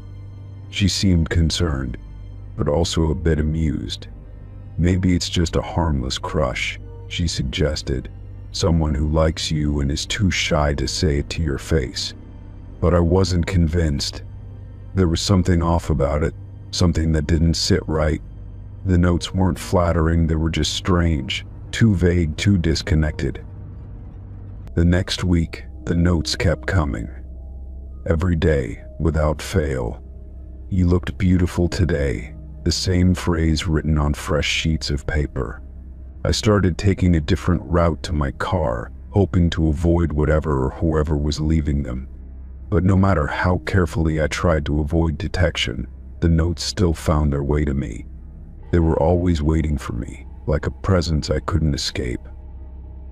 By this point, I was starting to feel genuinely uncomfortable. I started to change my routine at work, coming in earlier and leaving later. But the notes followed me. I became hyper-aware of my surroundings, constantly checking the parking lot for any signs of movement. I wondered if I was being paranoid, but the growing sense of dread told me that something wasn't right. One evening, as I was walking back to my car after a late meeting, I spotted something different. The usual note was waiting for me under the windshield wiper, but this time the message was different. It read, "I see you every day. You don't even know I'm watching you." My stomach dropped.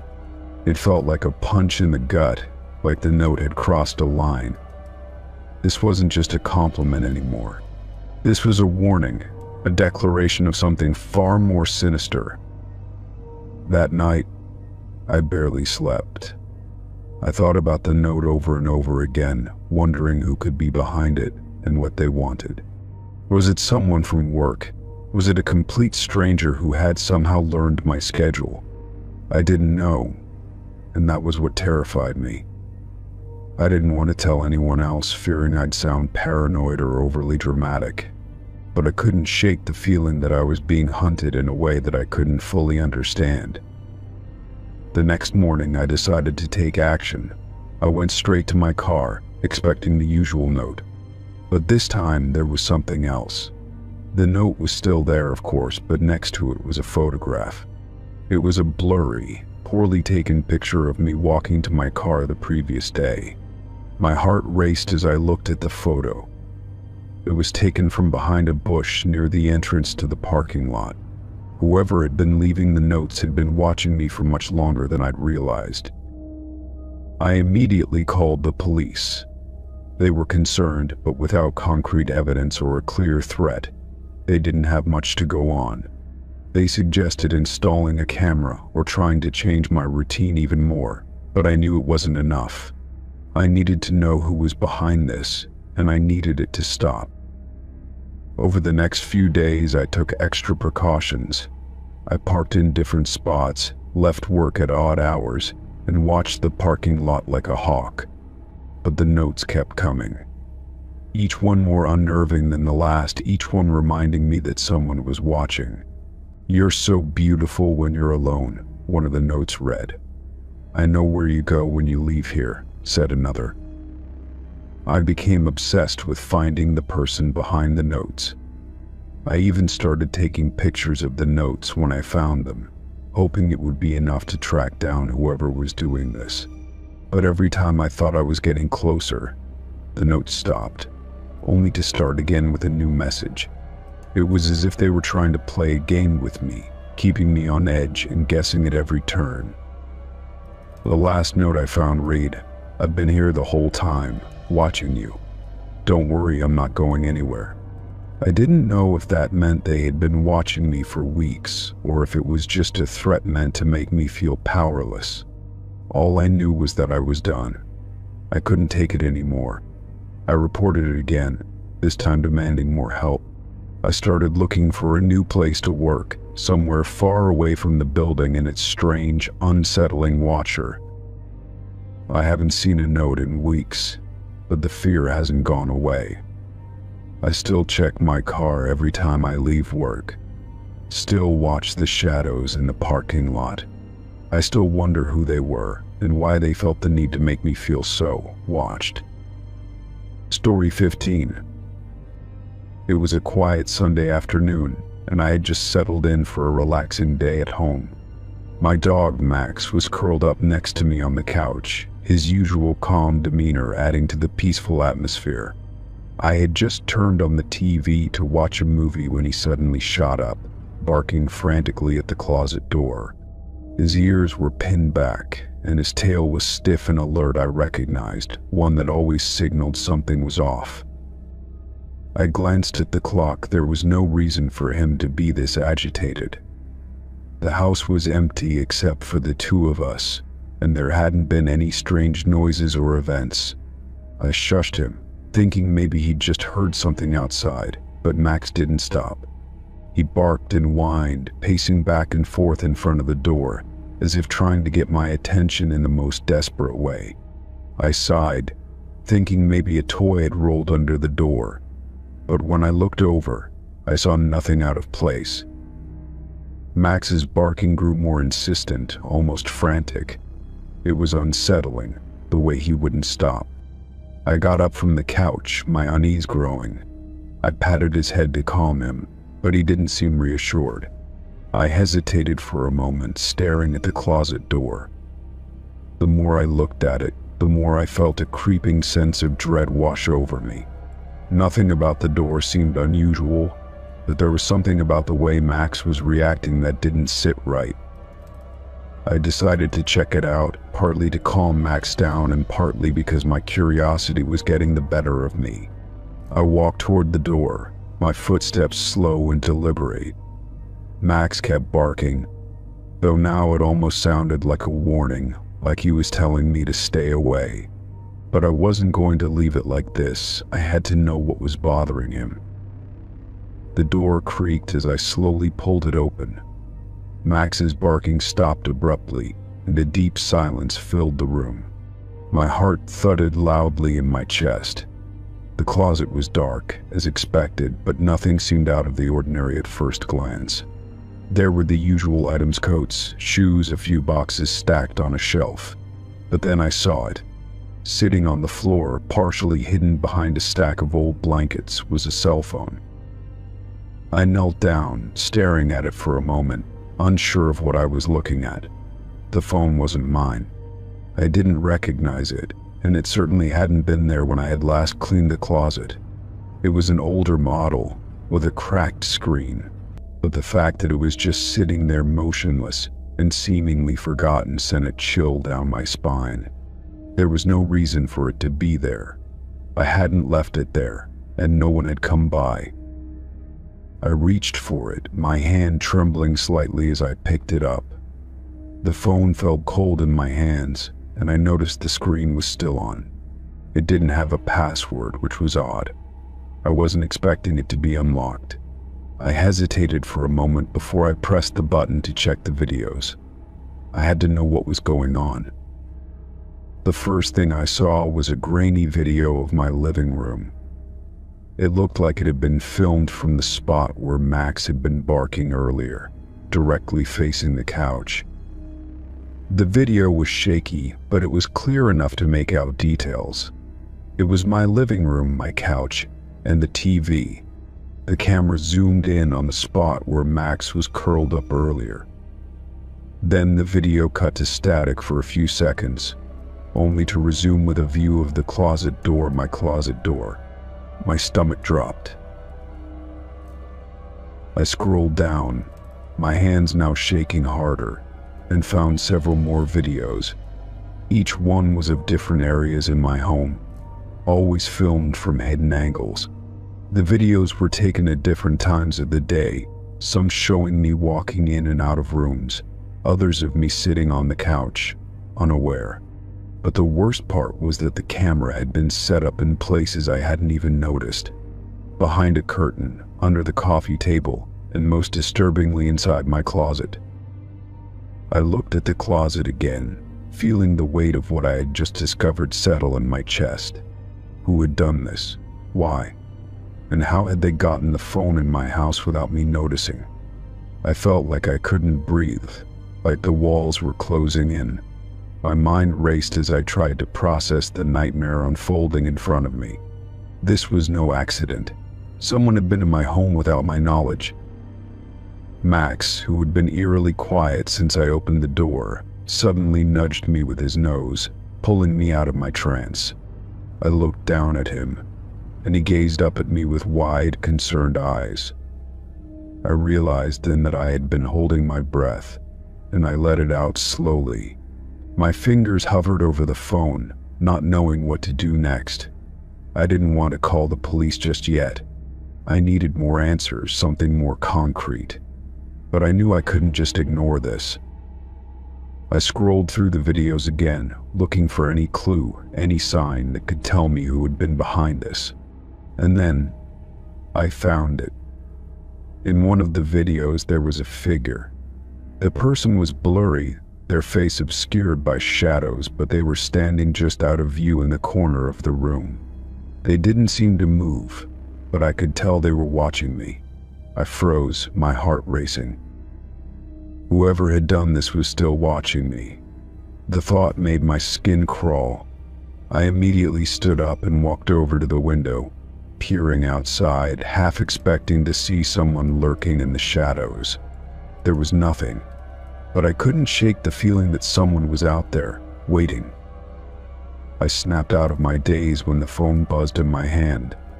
The screen flickered, and I saw a new message pop up. It was a text, but the number was unfamiliar. It read, "I'm watching. You're never alone." I dropped the phone as if it had burned me. My thoughts spun wildly. The text wasn't just a threat, it was a confirmation. The person who had been filming me knew exactly where I was. They knew everything about my routine, about my home, and now they were reaching out. I grabbed Max and locked all the doors, my mind spinning out of control. My phone was now buzzing with notifications, texts, calls, and messages I didn't want to open. Whoever was behind this was far too close, and I didn't know how much time I had before they decided to make themselves known.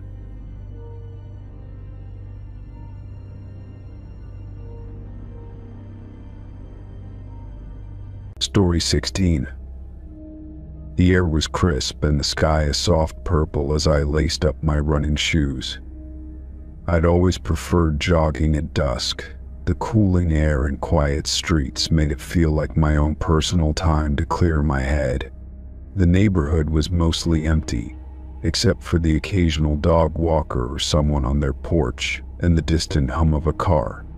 As I started my jog, the familiar rhythm of my feet hitting the pavement calmed me, and the world seemed far away.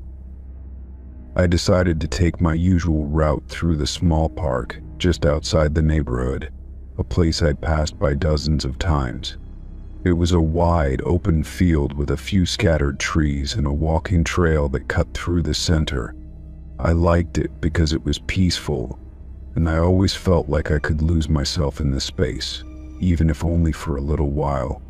As I turned the corner of the park, I noticed something strange. There was a man standing in the middle of the field, perfectly still. He wasn't moving, not an inch. At first I thought he might be some kind of statue or a jogger taking a break, but that didn't seem right. His posture was too rigid, his arms hanging at his sides, and there was something unsettling about the way he stared directly at me. It wasn't just a glance or casual eye contact, it was like he was watching me intently, studying my every movement. The eerie stillness of it made me instinctively pick up my pace. As I passed the edge of the field, I tried to shake the feeling creeping up my spine. Maybe he was just someone waiting for someone else, or maybe he was lost in thought. But something about his unmoving presence in the center of the field felt out of place. I glanced over my shoulder once to see if he was still standing there, and sure enough, he was. His gaze hadn't shifted, and he didn't move a muscle. I tried to focus on the rhythm of my breathing as I jogged further, pushing the image of him to the back of my mind. But no matter how fast I ran, I couldn't shake the image of him standing there, just staring at me. It was hard to ignore how unnatural it felt how he remained in the exact same spot, perfectly still, like a figure frozen in time. 20 minutes later, I was back near the park, my legs burning with the exertion of the run. I slowed my pace as I neared the field, preparing to head back home. It was a quiet evening, the sun dipping lower and casting long shadows across the ground. As I approached the park again, I glanced to my left, dreading that I'd see him still standing there. To my surprise, he was. The man had not moved an inch from where I'd last seen him. His head was slightly tilted, but his eyes were locked on me, just as before. I could feel my heart rate spike, and my legs instinctively picked up speed. I tried not to look back again, but the image of him standing in the middle of the field was burned into my mind. It was as if he was waiting for me, or perhaps following me in some way, even without moving. I reached the corner of the park and kept running, not daring to slow down. My breath came faster now, a mixture of exertion and growing unease. I couldn't explain it, but I felt like I needed to get as far away from that field as possible. The man's presence in the park had felt off, unnatural even, and I couldn't shake the feeling that something was wrong. I kept running, my feet hitting the pavement hard, my mind racing with questions I couldn't answer. When I finally turned the corner and out of sight of the park, I slowed down, trying to catch my breath. The streets were still quiet, and there was no one around to share this unsettling feeling with. I tried to convince myself that it was nothing, that I was overreacting. But the image of him standing there, perfectly still, just staring at me, kept replaying in my mind. I pushed the thought aside as I jogged the final stretch toward home. I didn't look back, didn't let myself think about the man standing there in the field. But when I turned onto my street and saw my house ahead, the unease still lingered in my stomach. I didn't want to think about the man anymore, but I couldn't shake the feeling that he was still there, watching me. Later that night, I tried to shake off the odd feeling, but it was hard to ignore. I couldn't stop thinking about how he hadn't moved at all, not even once. I lay in bed, staring at the ceiling, replaying every detail in my mind. Was he waiting for someone? Had he been waiting for me? My mind raced with possibilities, but nothing made sense. It was as though he'd been placed there to watch me, and I couldn't shake the feeling that he knew something I didn't. The next day, I decided to go for a jog again. I didn't want to let fear control me, so I took the same route, determined to get past the weirdness of the previous night.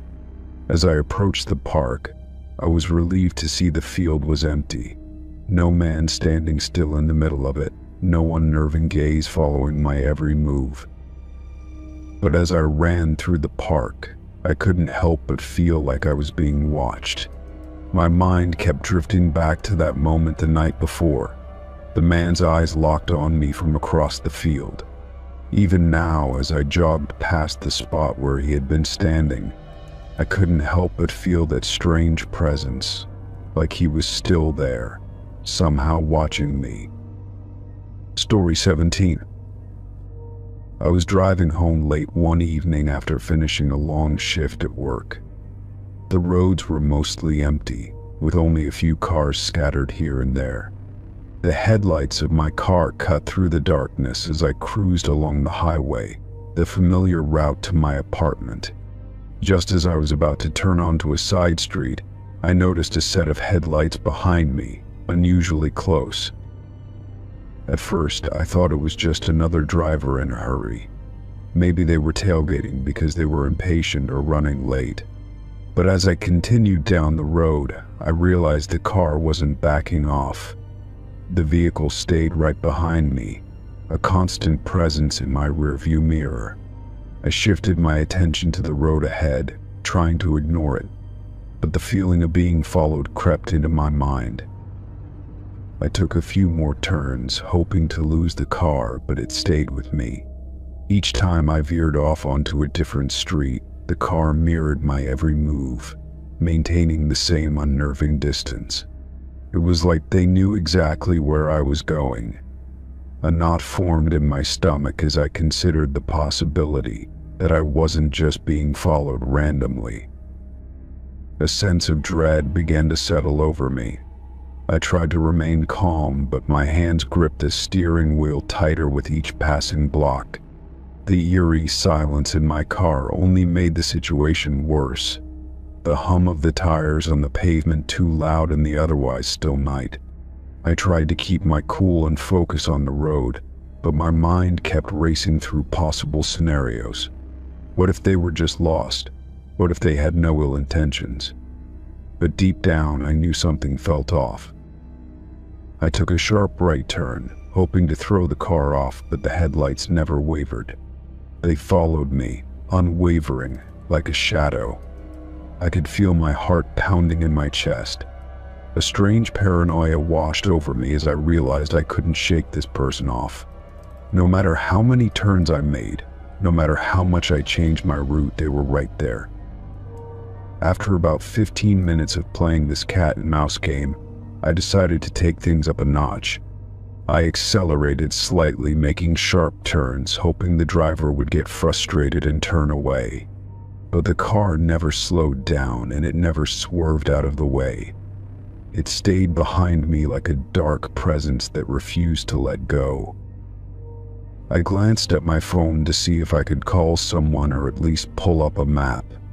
My hands were trembling, but I managed to dial my friend, hoping to talk things through, maybe distract myself from the rising panic.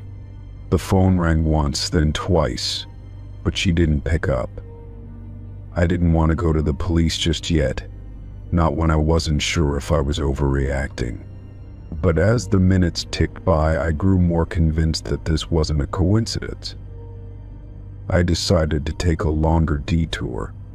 I turned off onto a secluded road that would lead me to an industrial area, places where I knew I could get lost in the maze of back streets.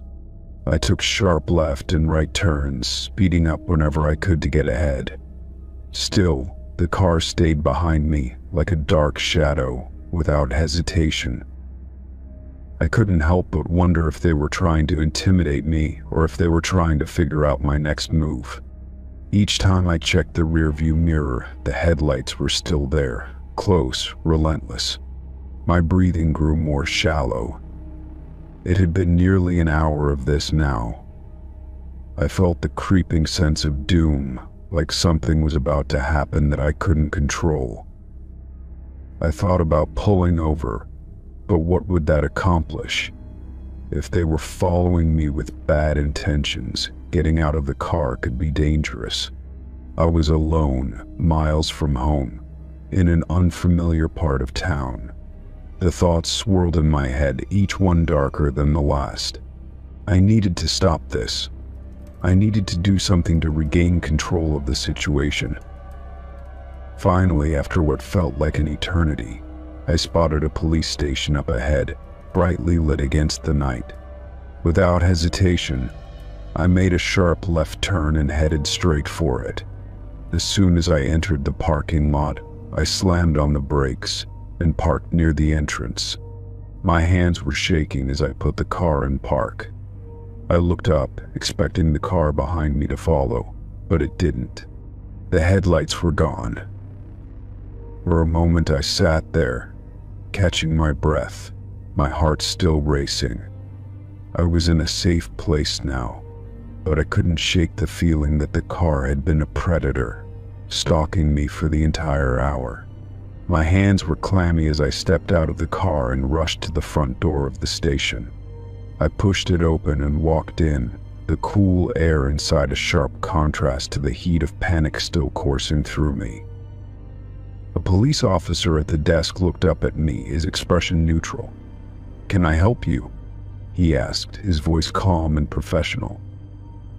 "I think someone's been following me," I said, my voice unsteady. "I've been driving around for almost an hour, and this car has been tailgating me the whole time. No matter how many turns I made, they stayed behind me. I think they're still out there." The officer's eyes narrowed slightly as he stood up. He motioned for another officer to join him. "Let's take a look at the cameras," he said. As we walked back to the station's security room, I glanced out the window toward the parking lot, half expecting to see the car still lingering in the shadows. But the lot was empty. The security footage confirmed that the car had indeed followed me. It wasn't a coincidence. The officers took down my information and the details of the car, asking if I could recall any distinguishing features. I gave them as much detail as I could, but the anxiety still clung to me, making it hard to focus. The police promised to keep an eye on the area and run a check on the car's plate, but I wasn't reassured. The way they followed me, the relentless persistence, was too calculated. I had no idea who they were or what their intentions had been, but the fear in the pit of my stomach wouldn't go away. I sat in the police station for a while, waiting until I finally felt ready to drive home. The drive back was quiet, eerily so. The streets were empty now, and my car felt more like a cage than a vehicle. I couldn't stop glancing in the rearview mirror, checking for any sign of headlights. But there was nothing. Only the silent hum of the road beneath me, the haunting memory of being followed still fresh in my mind. Story 18. I had been waiting outside for about 10 minutes when I saw the headlights of a car coming down the street. My phone pinged with a notification. Rideshare has arrived. I double-checked the details on the app. License plate, make, and model all matched what I'd been expecting. The car rolled to a stop in front of me, and I could hear the hum of the engine as it idled. It was the right car, or so I thought. I approached the vehicle and opened the door, but when I glanced inside, something felt off. The man behind the wheel wasn't the driver I had been expecting. I had a brief moment of confusion, but then I reminded myself that rideshare services sometimes send someone else when the original driver is unavailable. Still, my stomach twisted as I noticed that the man didn't match the profile picture on the app. "Are you my name?" he asked in a tone that seemed too calm for the situation. His voice wasn't unfriendly, but there was something strange about it, something I couldn't quite place. I nodded, but a spark of doubt shot through me. He didn't look like the person I had seen in the app's photo. The driver I'd expected had a beard, but this man was clean-shaven with short, dark hair. His eyes were intense, but they didn't have the warmth I expected.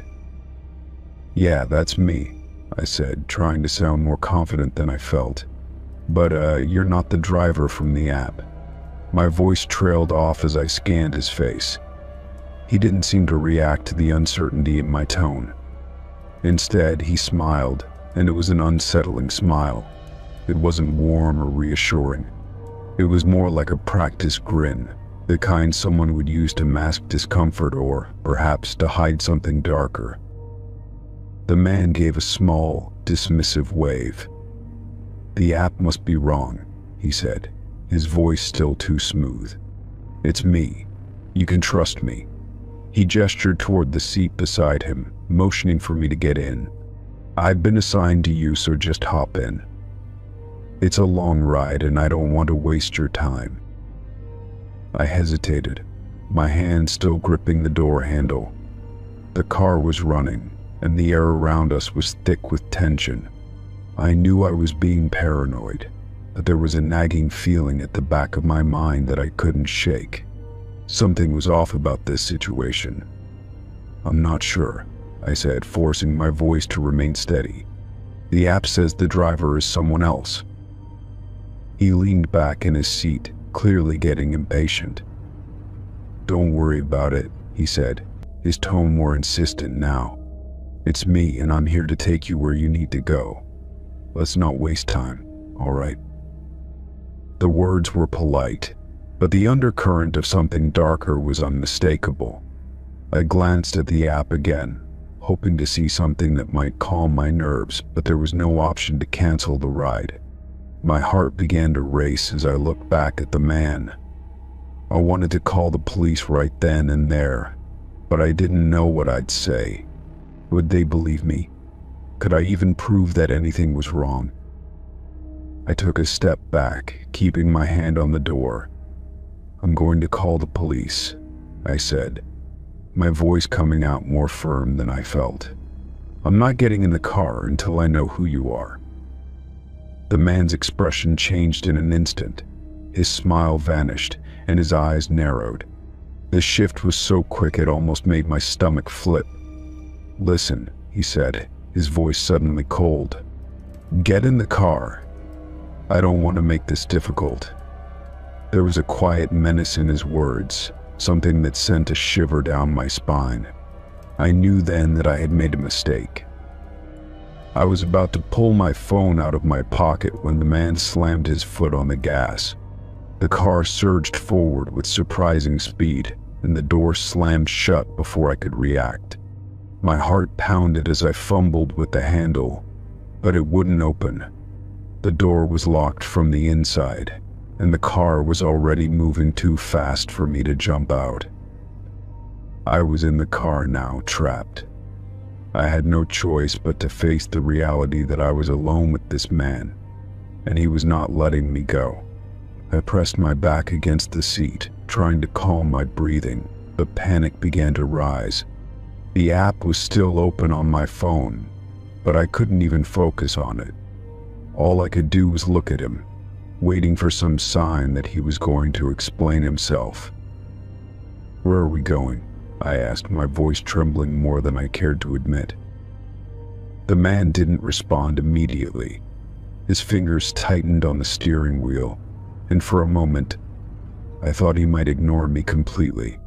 Then he turned his head slightly, just enough for me to see his eyes. "Don't worry about that," he said, his voice eerily calm. "We're just going to take a little ride, that's all."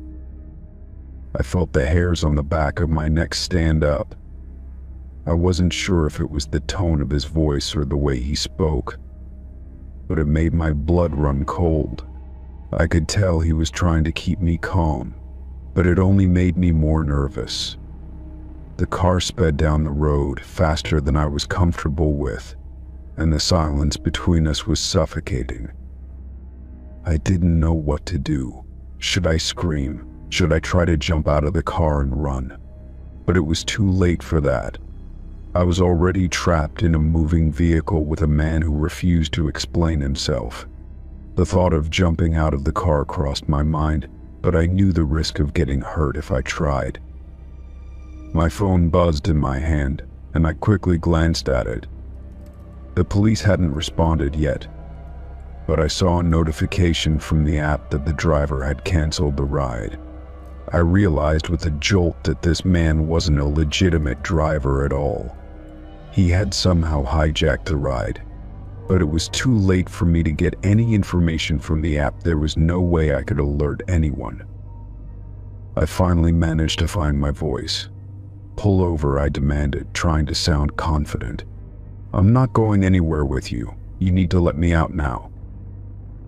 The man laughed a low, unsettling chuckle that sent a ripple of fear through me. "You should have gotten in when you had the chance," he said.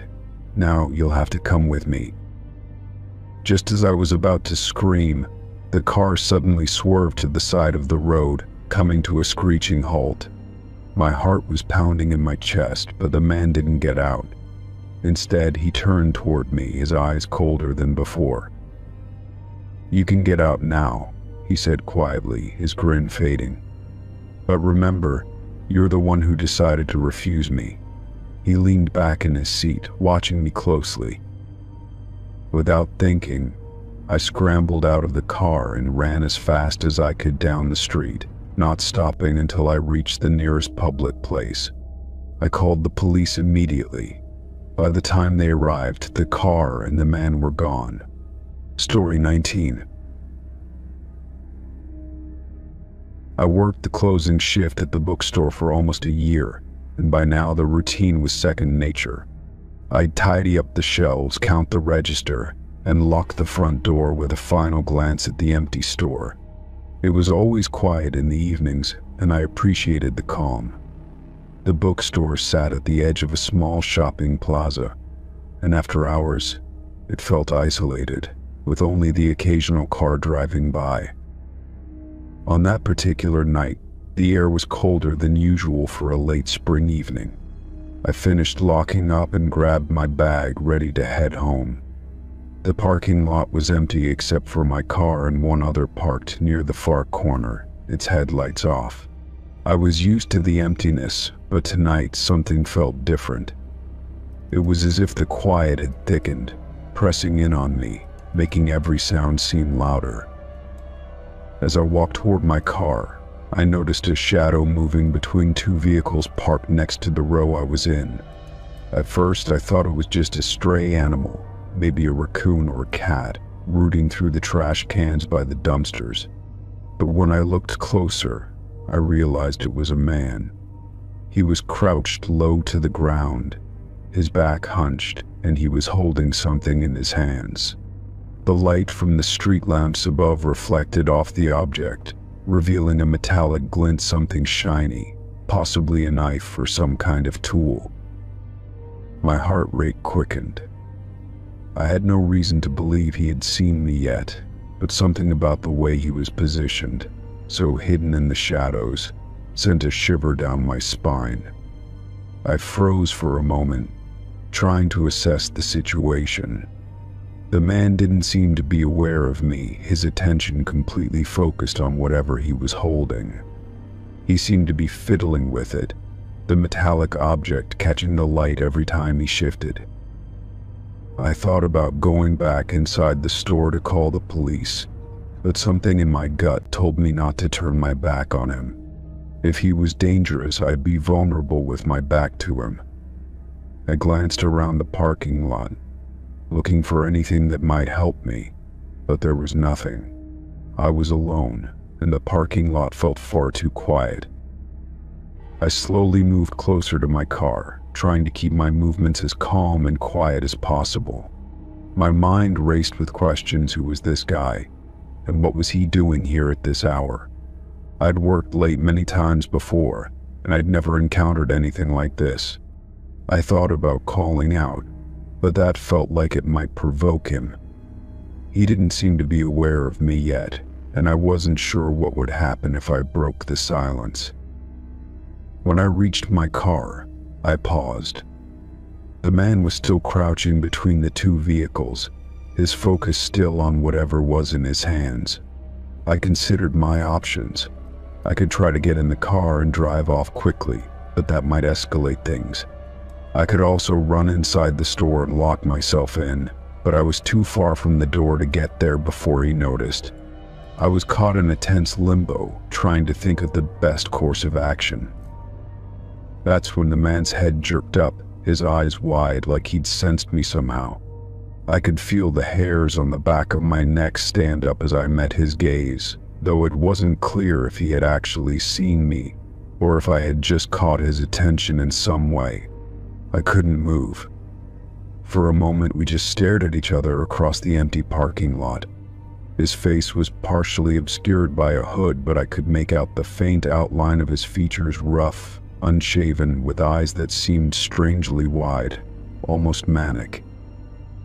Then, without a word, he stood up quickly, the metallic object still gripped tightly in his hand. My pulse hammered in my ears. I had no idea what he was planning to do, but I didn't wait to find out. I ducked low, trying to stay out of sight, and hurried around the front of my car, hoping the vehicle would give me some cover. I didn't dare look back to see what he was doing, but I could hear his footsteps, moving quickly and erratically, like he was circling the area. I reached for my phone, my fingers trembling as I fumbled to unlock it. My mind was racing. Should I call the police now? But would they arrive in time? I could still hear his footsteps in the distance, getting closer. He wasn't far from me now, and I wasn't sure how much time I had before he might notice me again. The phone finally unlocked and I dialed 911 with shaking hands. The operator picked up on the first ring, and I tried to keep my voice steady as I whispered into the phone. explaining the situation. "There's a man in the parking lot. He's crouched by my car, and I think he's holding a weapon. I don't know what he's doing, but I'm scared." The operator reassured me that help was on the way and asked me to stay on the line. I kept my eyes on the man as best I could, trying not to make any noise, but I could still hear him moving around in the shadows. Every time I thought I might make a break for it, I heard another shift, another scuffle of shoes against the asphalt. Then, just as suddenly as he'd appeared, he stopped. The footsteps ceased, and for a moment everything was still. My breath caught in my throat. I didn't dare move, waiting for some sign of what he would do next. But there was nothing, no sounds, no movement. It was like he had vanished. I didn't wait to find out if he was still there. I took a deep breath and sprinted toward the store's back entrance, my heart pounding in my chest. I slammed the door behind me, locked it, and crouched down, hiding behind the counter.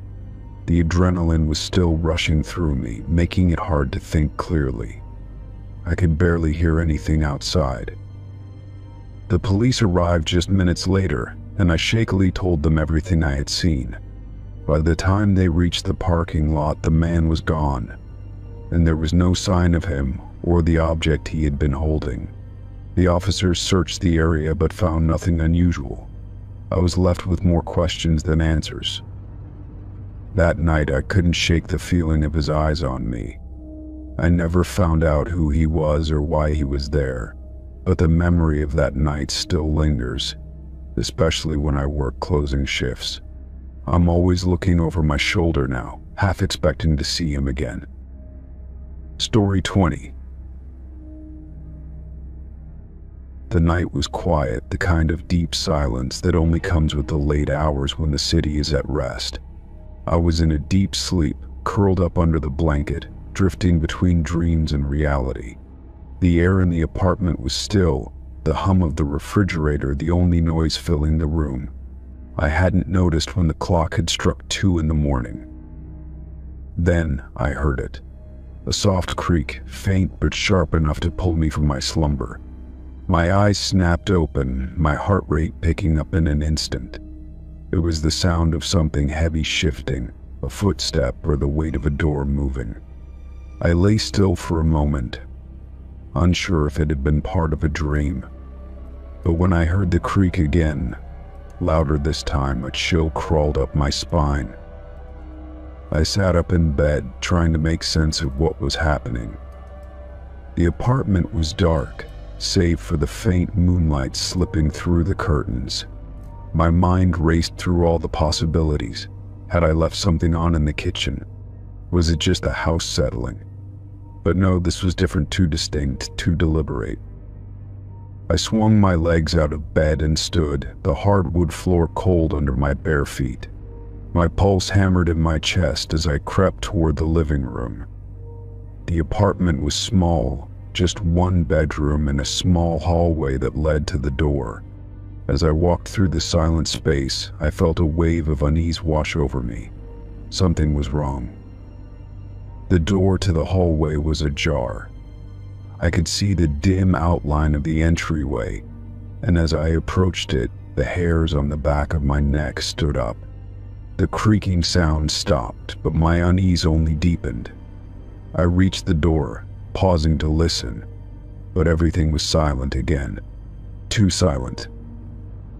I slowly pushed the door open and my stomach dropped. The front door was wide open, hanging loosely on its hinges. The chain lock, the very lock I'd checked before going to bed, was cut clean through. The metal had been sliced with precision, leaving the lock dangling uselessly by a single screw. My breath caught in my throat. I could feel the blood drain from my face. How had this happened? I distinctly remembered locking the door before going to bed. The chain had always been my safeguard, the last thing I did each night. I stepped into the hallway, my feet heavy against the floor, my mind spinning with questions I couldn't answer. I cautiously walked toward the door, trying not to make a sound, though every step felt like it might echo through the empty apartment.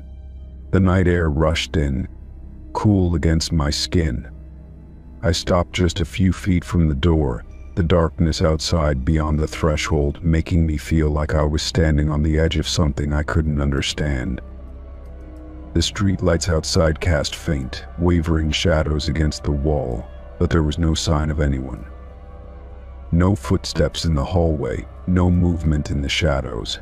Still, I couldn't shake the feeling that something was very wrong.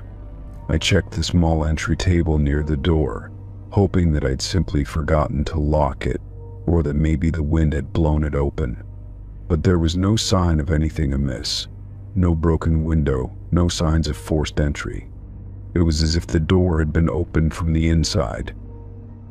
I stepped closer, cautiously scanning the empty street below. The silence outside was as unnerving as the quiet inside. Nothing stirred.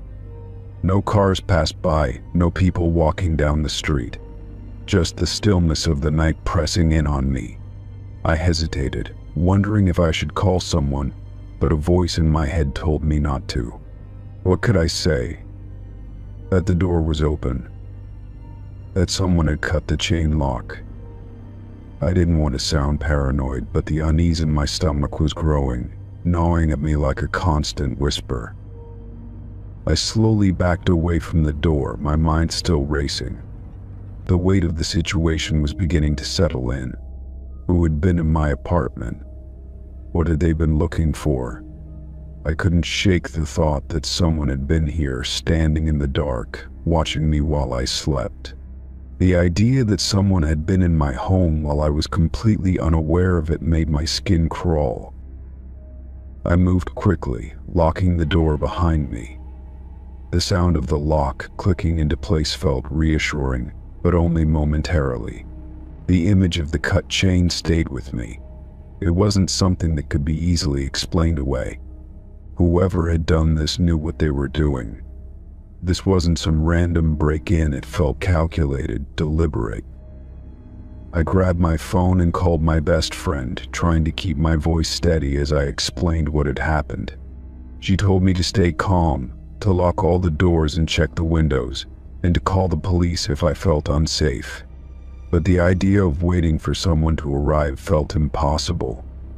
I felt trapped in my own apartment, as if the very space I had always felt safe in was now unfamiliar, even hostile. I went from room to room, checking every window, every lock, every corner of the apartment. I felt like I was living in a nightmare. How had someone gotten in? Why had they left the door open?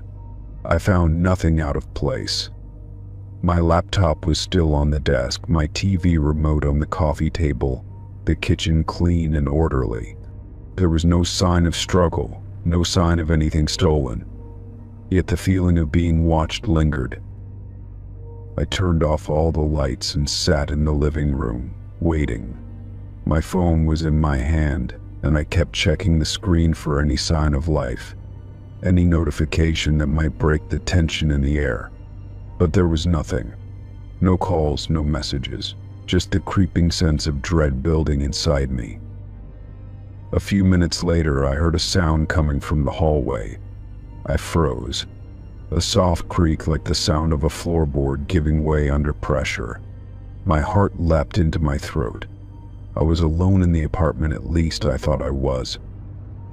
I stood up slowly, my hands shaking. I looked toward the hallway, my eyes wide in the dark. Every instinct told me to leave, to run, but I couldn't move. The apartment felt like it was closing in on me, the walls pressing in with every passing second. Suddenly there was another creak, closer this time. My breath caught in my chest, and I knew I wasn't alone anymore. Story 21. My best friend Emma had been talking about this guy she met online for weeks. His name was Ryan, and he seemed perfect, handsome, charming, and attentive. He had all the right things to say in his messages, and had a way of making her laugh, even through the phone screen. She was really excited when he asked her out on a date, and I could tell she was already picturing the two of them together. But I wasn't so sure.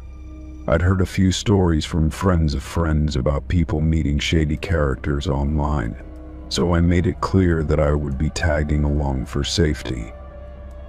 The plan was simple. I would be a silent third wheel at a nearby coffee shop.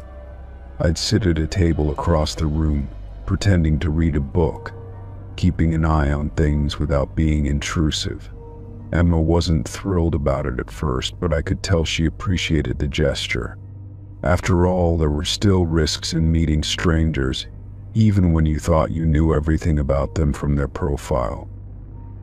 The night of the date arrived, and Emma was a bundle of excitement. She wore her favorite dress, the one that made her feel confident, and spent extra time getting her makeup just right.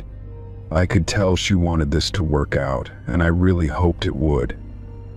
As we drove to the coffee shop, she kept talking about Ryan, how cute his profile pictures were, and how he seemed to have the perfect balance of funny and serious.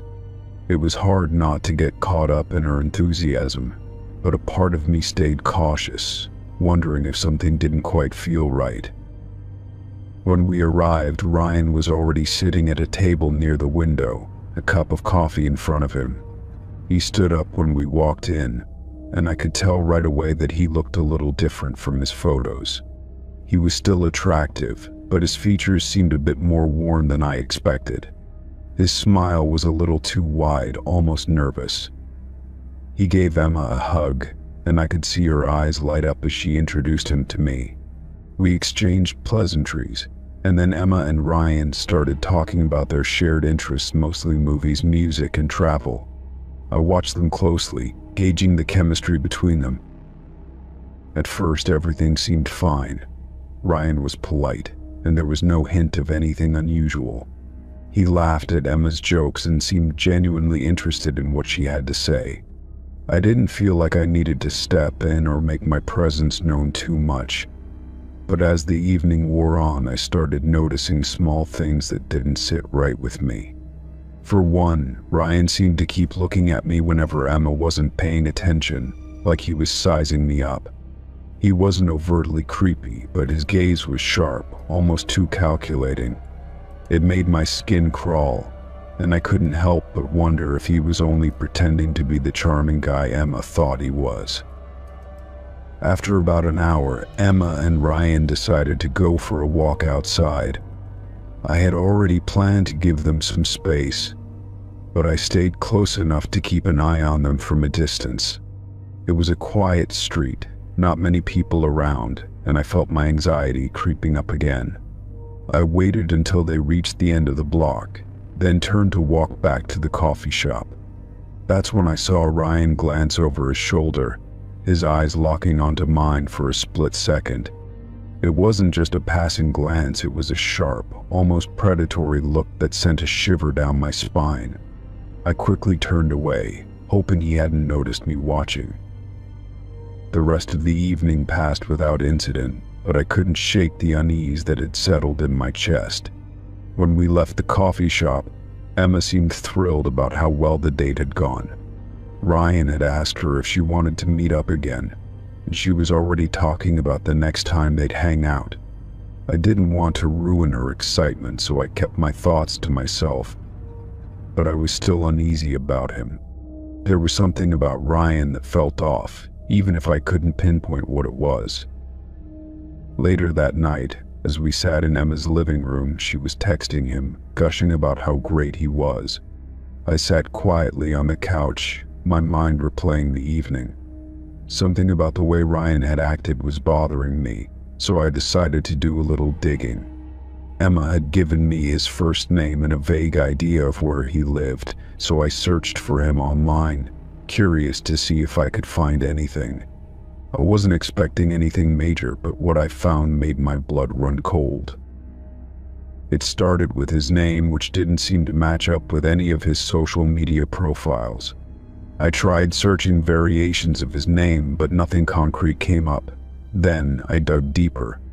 I found a few articles and old court records under a name I hadn't seen before. Ryan wasn't his real name. He had been involved in several stalking incidents in the past, using a different identity entirely. The more I read, the more my stomach dropped.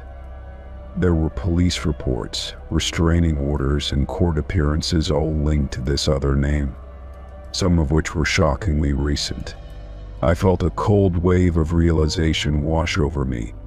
This wasn't just a guy Emma had met online. This was someone with a history of targeting women. I felt sick to my stomach as I put my phone down and stared at the screen. My first instinct was to call Emma, to tell her what I had found, but I didn't want to panic her.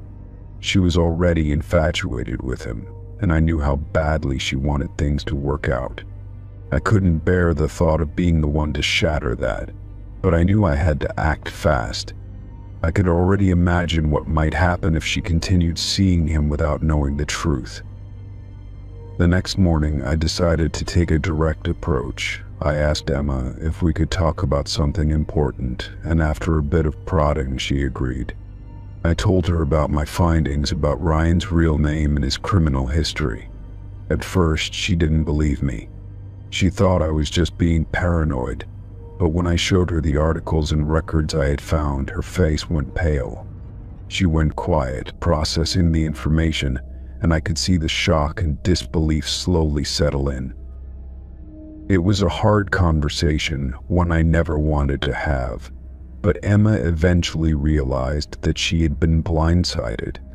The next day, she cut ties with Ryan and blocked him on all social media. A few weeks later, she told me that Ryan had sent her several more messages, but she never responded. We both felt relieved, but it was hard not to feel a lingering sense of violation. Someone had been playing a dangerous game, and we were lucky to have caught it before it went too far. Looking back, I still shudder to think about what might have happened if I hadn't gone digging. Emma's life could have taken a much darker turn, and I'd like to think that our friendship and my instinct to protect her kept her safe that night. Story 22. The day had been perfect for camping: clear skies, warm sun, and the quiet serenity of the forest. I'd been hiking for hours, trying to get as far off the beaten path as possible. My goal was solitude, a chance to disconnect from everything and recharge. By the time I set up my tent, the sun was dipping low on the horizon, casting long shadows between the trees. The only sounds were the rustling of leaves and the distant call of a bird. I built a small fire, cooked a quick meal, and settled in to watch the flames flicker. It felt good to be alone out there, away from the noise and chaos of daily life. The air was crisp, the woods darkening around me as the night began to fall. I was just finishing my meal when I started to hear a soft crunching noise. At first I thought it might be an animal, a deer or something harmless, moving through the brush. But the sound came again, closer this time, and I realized it wasn't just 1 or 2 steps. Someone or something was moving around my tent. I sat still, trying to listen more closely. The noise came and went in irregular intervals, circling my tent. It was too deliberate to be an animal, too rhythmic, as if whoever was out there was trying to avoid making a sound, but failing. My heart began to race. It wasn't just the sound of footsteps, it was the sound of someone pacing around me. I swallowed hard, trying to push down the rising panic. I told myself it was just my imagination, that it was probably a deer or another hiker passing by. But deep down, I knew that wasn't true. I clutched the flashlight next to me, but I didn't turn it on. I didn't want whoever or whatever was out there to know I was awake. I strained to hear, hoping the footsteps would stop, but they didn't. It felt like hours passed, with the slow, measured crunching moving in a circle around my tent. I tried to convince myself it was nothing, that I was just hearing things, but I couldn't shake the feeling that I wasn't alone. Every time I thought the footsteps had stopped, they would start again, as if someone was testing my reactions. I pressed my ear to the tent, trying to catch any other sounds. My mind was running wild with possibilities. Could it be a hunter out there in the woods? Or was it someone looking for shelter or help? Maybe it was just a curious animal, though it felt too purposeful to be a creature. I held my breath, hoping the footsteps would stop, but they didn't. They continued circling, slow and deliberate, like whoever was out there was waiting for something, or perhaps waiting for me to make a move. By the time the night had stretched on, I was exhausted, but the fear kept me wide awake. I didn't dare fall asleep. Every time I heard a twig snap or a branch rustle, my heart would leap in my chest. The footsteps continued through the night, never stopping, always circling. I tried to convince myself that I was overreacting, but the silence between the footsteps felt so oppressive. It was like being stalked by a shadow, an unseen presence that was always near. Just as I thought I couldn't take it any longer, the footsteps stopped. The sudden silence was almost worse than the sound of the crunching steps. I lay there in the dark, wide-eyed, straining my ears for any movement, any hint of what was going on outside. But nothing came. It was dead silent, and for the first time that night, I allowed myself to close my eyes and breathe deeply. When the sun finally rose, I quickly packed up my things, eager to leave. I didn't even bother to start a fire. I was just ready to get out of there, to get back to the safety of the car and the world I knew. As I stepped out of the tent, the morning light sliced through the trees, but something caught my eye. Just a few feet from the entrance of my tent was a tree, and in its trunk was a knife. A large hunting knife was wedged deep into the bark, the handle covered in dirt, and the blade reflecting the morning sun. I froze, my blood running cold. The knife was too close to my tent. I could barely believe what I was seeing. The night's footsteps, the pacing around my tent, it all made sense now. Someone had been out there, not just watching, but leaving a warning, or maybe marking their territory. I stepped closer, the reality of the situation sinking in. The knife wasn't there by accident. It was deliberate. Whoever had been out there had been close, closer than I had realized. I didn't know how long the knife had been there, or if it had been there the entire night, but the fact that it was so close to my tent made my stomach churn. I hadn't heard anyone approach or leave, and I was certain no one had come near me during the night. It was as if the person had been right there, just beyond the fabric of my tent, watching, waiting. I looked around, trying to see if there was any sign of tracks or other evidence of who had been out there, but the ground was soft and undisturbed. I didn't waste any more time. I grabbed my gear and started packing up in a panic. My hands were shaking, and I couldn't stop looking over my shoulder, half expecting to see someone standing behind me. The thoughts of what could have happened if I'd fallen asleep, if I hadn't stayed so alert, made me feel sick. I was incredibly lucky. Whoever had been circling my tent could have easily done worse than just leave a knife behind. The idea that they were so close, so deliberate in their actions, left me with an overwhelming sense of vulnerability. When I got back to my car, I immediately drove straight to the nearest ranger station. I didn't even bother to explain everything at first. I just handed them the knife. The rangers took it seriously, but they didn't have much to go on. No fingerprints, no real clues as to who had left it or why. They assured me they'd look into it, but I knew the woods were vast, and the likelihood of finding anyone was slim. I never went camping alone again after that. The feeling of being watched, of knowing that someone had been that close to me, stayed with me for a long time. I couldn't shake the image of that knife in the tree, wedged there like a marker, like a message that I would never truly understand. Story 23. I had just come home from work one evening when I noticed something unusual in my mailbox. It wasn't a letter or a bill, but a small, unmarked USB drive tucked neatly inside. There was no return address, no name, not even a smudge of handwriting. Just a plain, black drive with no sign of how it got there or why it was there in the first place. At first, I thought it was some sort of mistake or a weird promotional thing. I've received strange mail before, advertisements, unsolicited packages, but something about this felt different. I considered tossing it into the trash without a second thought, but curiosity got the better of me. I plugged the USB drive into my laptop, half expecting some cheesy video or spam file. What I found instead stopped my heart. The first file I clicked on was a folder labeled simply "For You."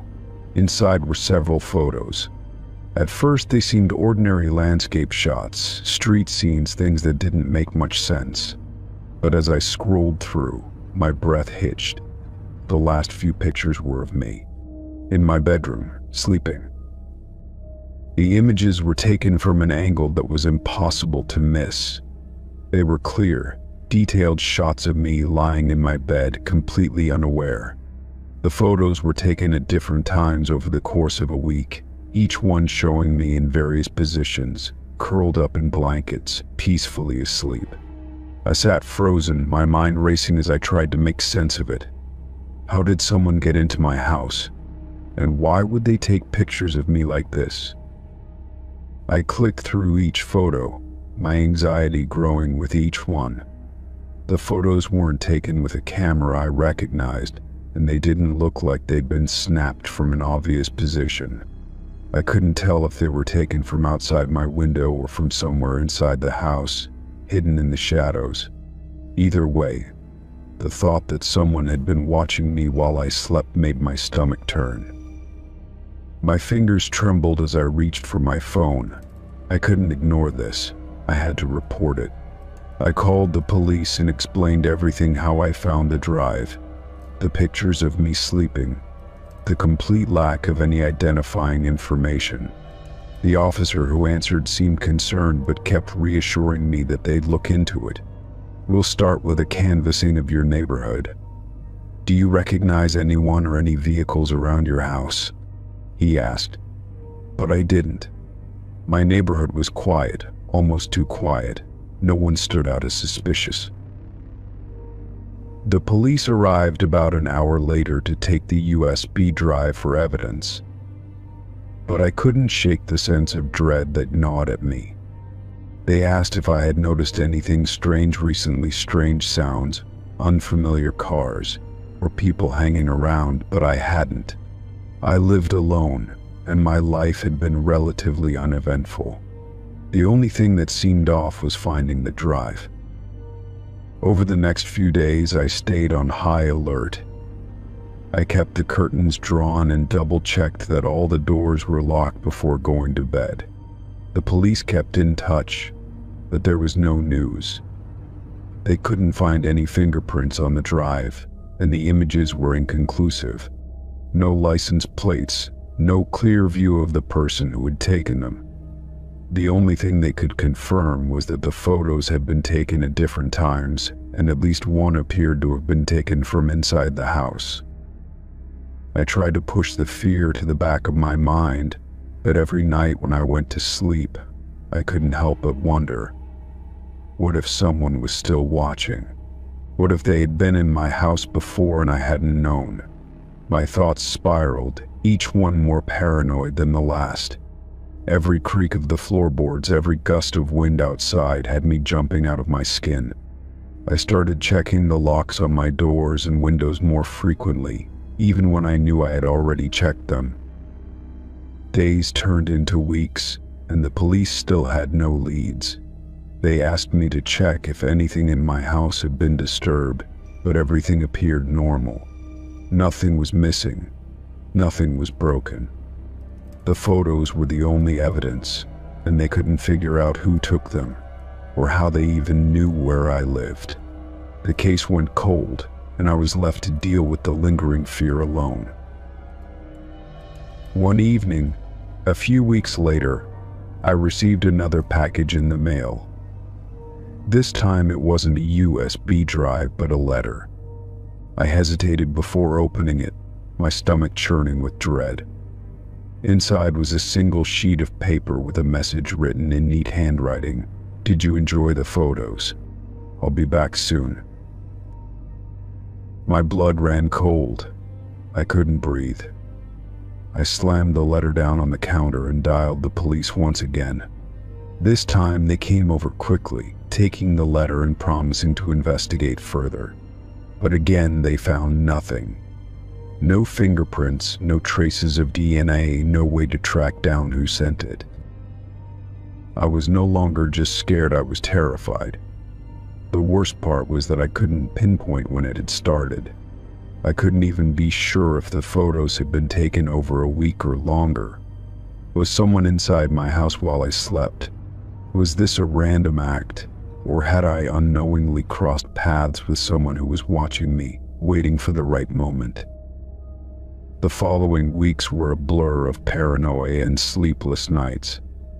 I moved all my valuables into a safe place and began staying with friends or at a nearby hotel whenever I could. I didn't want to be alone anymore. I kept all the blinds drawn and I installed cameras around the house in a desperate attempt to feel safe. But even with the added security, I couldn't shake the feeling that someone was out there, lurking just out of sight. The police, while sympathetic, couldn't do much more. They continued to check leads, but the trail was cold.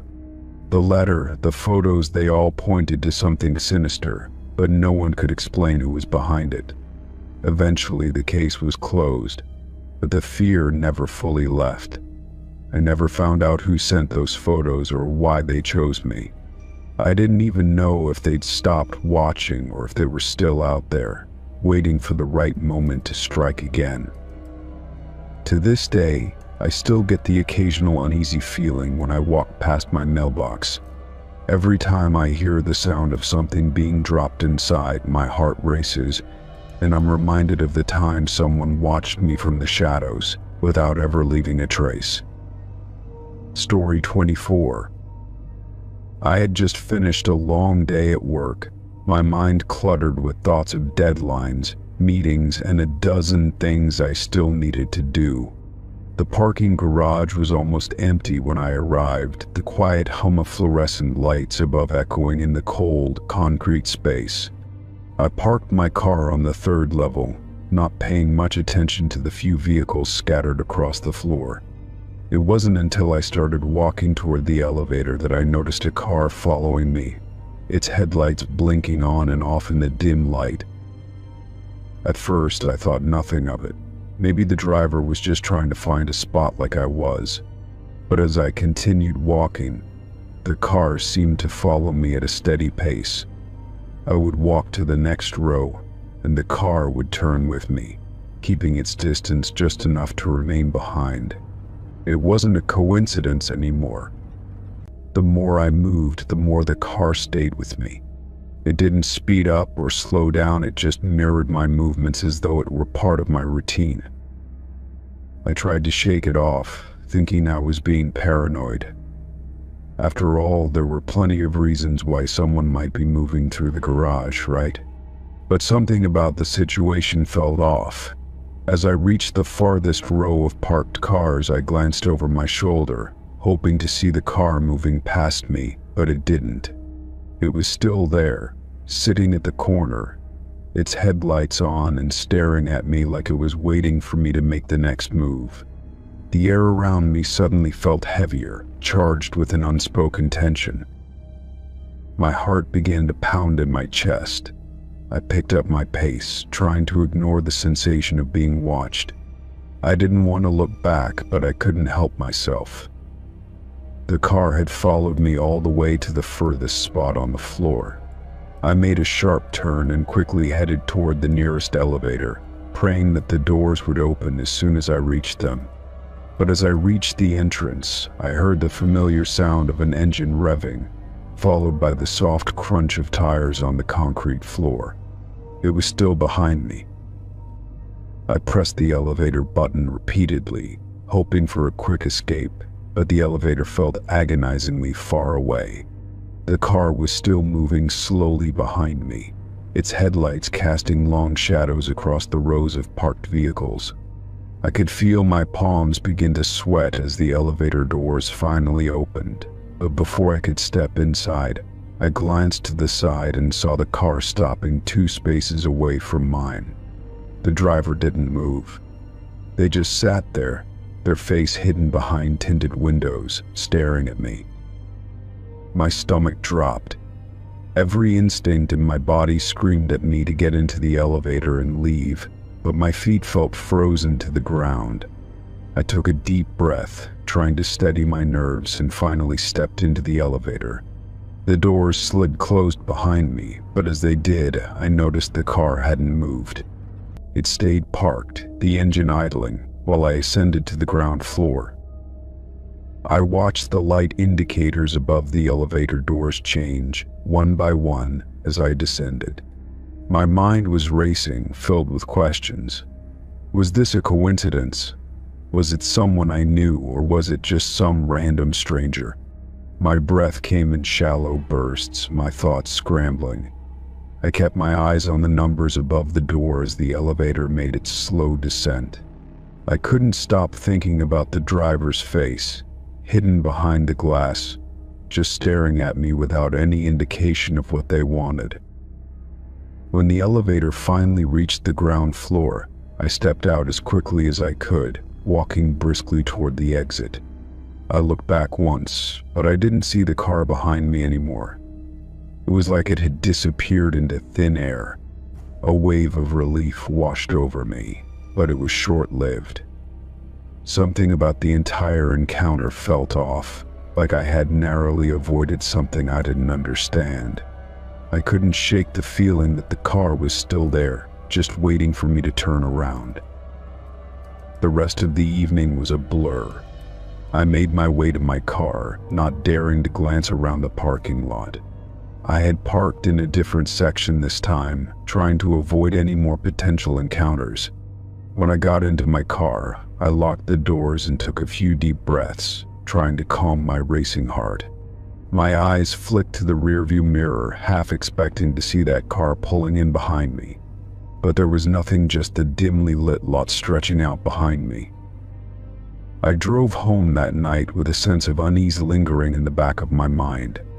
The encounter replayed in my head over and over, each detail more unsettling than the last. Who was the driver?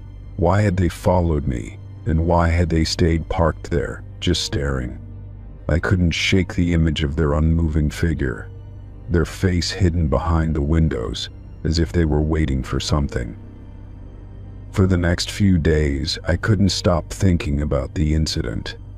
I was more aware of my surroundings than ever, checking the parking lot before I even got out of my car. Every time I entered the garage, I felt a lingering sense of unease, but nothing happened. No car followed me, no strange stares from hidden drivers. Still, I couldn't erase the nagging feeling that something wasn't right. It wasn't until a week later that the memory of that night resurfaced again, stronger than before.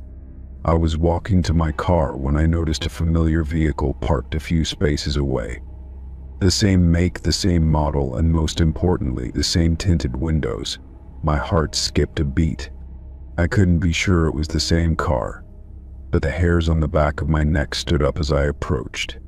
This time I didn't wait for the elevator. I walked quickly to my car, fumbled with my keys, and got inside as fast as I could.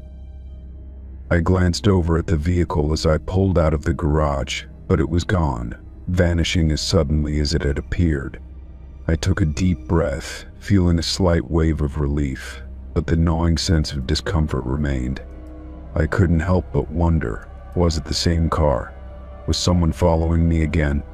Or had my mind been playing tricks on me? I still don't know for sure who was in that car, or why they followed me. but the thought of it haunts me every time I drive into that parking garage now. I can't shake the feeling that I'm being watched, that someone is always lurking just out of sight, waiting for the right moment to make themselves known again. Story 25. It had been an ordinary Thursday, at least I thought. I woke up, went through my usual morning routine, and headed out the door to run errands. The weather was perfect for a quick walk, so I decided to leave my car behind and enjoy the sunshine as I made my way to the local cafe. My mind was occupied with a mix of mundane tasks, picking up groceries, making a quick stop at the dry cleaner, and then catching up on some emails when I returned home. Nothing out of the ordinary until the call came. I had just gotten back home, grocery bags in hand, when my phone rang.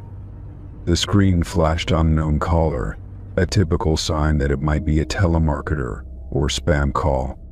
I almost didn't pick up, but something about it nagged at me. I answered, holding the phone up to my ear with a sigh.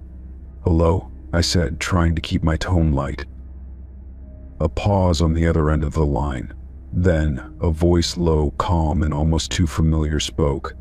"You're wearing the green jacket today, the one with the zipper pockets on the front." I froze, my blood running cold. I looked down at my outfit, confirming that yes, I was indeed wearing that very jacket. A chill ran down my spine. "I see you walked to the cafe around 10:15 this morning." The voice continued, its calm tone now sending a wave of unease through me. "You ordered a large iced coffee and sat by the window for about 20 minutes. I could feel the world around me start to close in. How could they know that? I hadn't told anyone my plans for the day. There was no way they could have seen me, not unless they were following me." I took a shaky breath, trying to steady myself. "Who is this?" I asked, my voice trembling more than I intended. My heart was racing now, my mind trying to piece together what was happening. Was this some kind of prank? A weird coincidence? But something told me it wasn't. The voice didn't answer my question. Instead, it simply kept talking, each sentence more unsettling than the last. "After the cafe, you went to the dry cleaners. You picked up your shirts, and I noticed you ran into someone you seemed to know. A quick chat, but you didn't linger." My mind was reeling. I had been at the dry cleaner alone, as far as I knew. I didn't remember anyone following me, but how could I be sure? Then the voice continued, "You walked to the grocery store, grabbed a loaf of bread, some eggs, and 2 bottles of red wine." My stomach dropped. It was as if the person had been right there with me all day, silently observing, noting every movement, every decision I made. I thought back to the grocery store. There hadn't been anyone close enough to be watching me, had there? "Where are you?" I managed to ask, my voice barely a whisper now. The silence on the other end of the line stretched for a moment before the voice spoke again, but this time it was different. It wasn't calm anymore, it was almost amused. "I'm everywhere," they said softly. The words sent a jolt of panic through me, and my hands started to shake as I clutched the phone tighter. "I'm closer than you think." I didn't know what to do. My mind was racing, trying to come up with an explanation, but I couldn't find one. I hadn't seen anyone suspicious during my errands, no one who would make me feel this uneasy. My pulse was pounding in my ears. I needed to get off the phone, but I couldn't bring myself to hang up. Part of me wanted to know who this was, what they wanted. Another part of me was terrified to hear what they would say next. The voice broke the silence again. "You should check your front door. There's something there for you." My heart skipped a beat. I glanced over at the door, the hairs on the back of my neck standing up. I hadn't heard anyone knock, hadn't seen anything outside through the peephole. But then again, I had been too preoccupied with the call to pay much attention. Without another word, the line went dead. I stood there for a moment, frozen, my mind grappling with the idea that someone had been watching me all day. Who could it be? And why?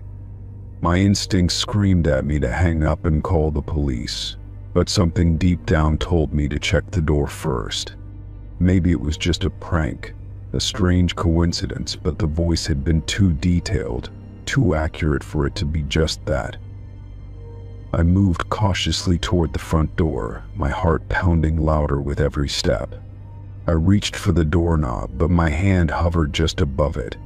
My thoughts raced back to the voice's last words. "There's something there for you." What could it be? I hadn't seen anyone outside. I wasn't expecting a package. Slowly I opened the door. And first I saw nothing but the empty space of my small porch. Then my eyes fell on something at the base of the doorframe, a small envelope, plain and unmarked. My breath caught in my throat. I didn't remember seeing it there when I first came in. It had been placed carefully, almost deliberately, right in front of me. My hands trembled as I reached for it, the paper cool against my fingertips. I opened it with cautious precision, almost afraid to see what was inside. There was no note, no letter, just a single photograph. I held it up to the light, my hands shaking as I looked at the image. It was a picture of me, taken from behind, walking through the parking lot of the grocery store earlier that afternoon.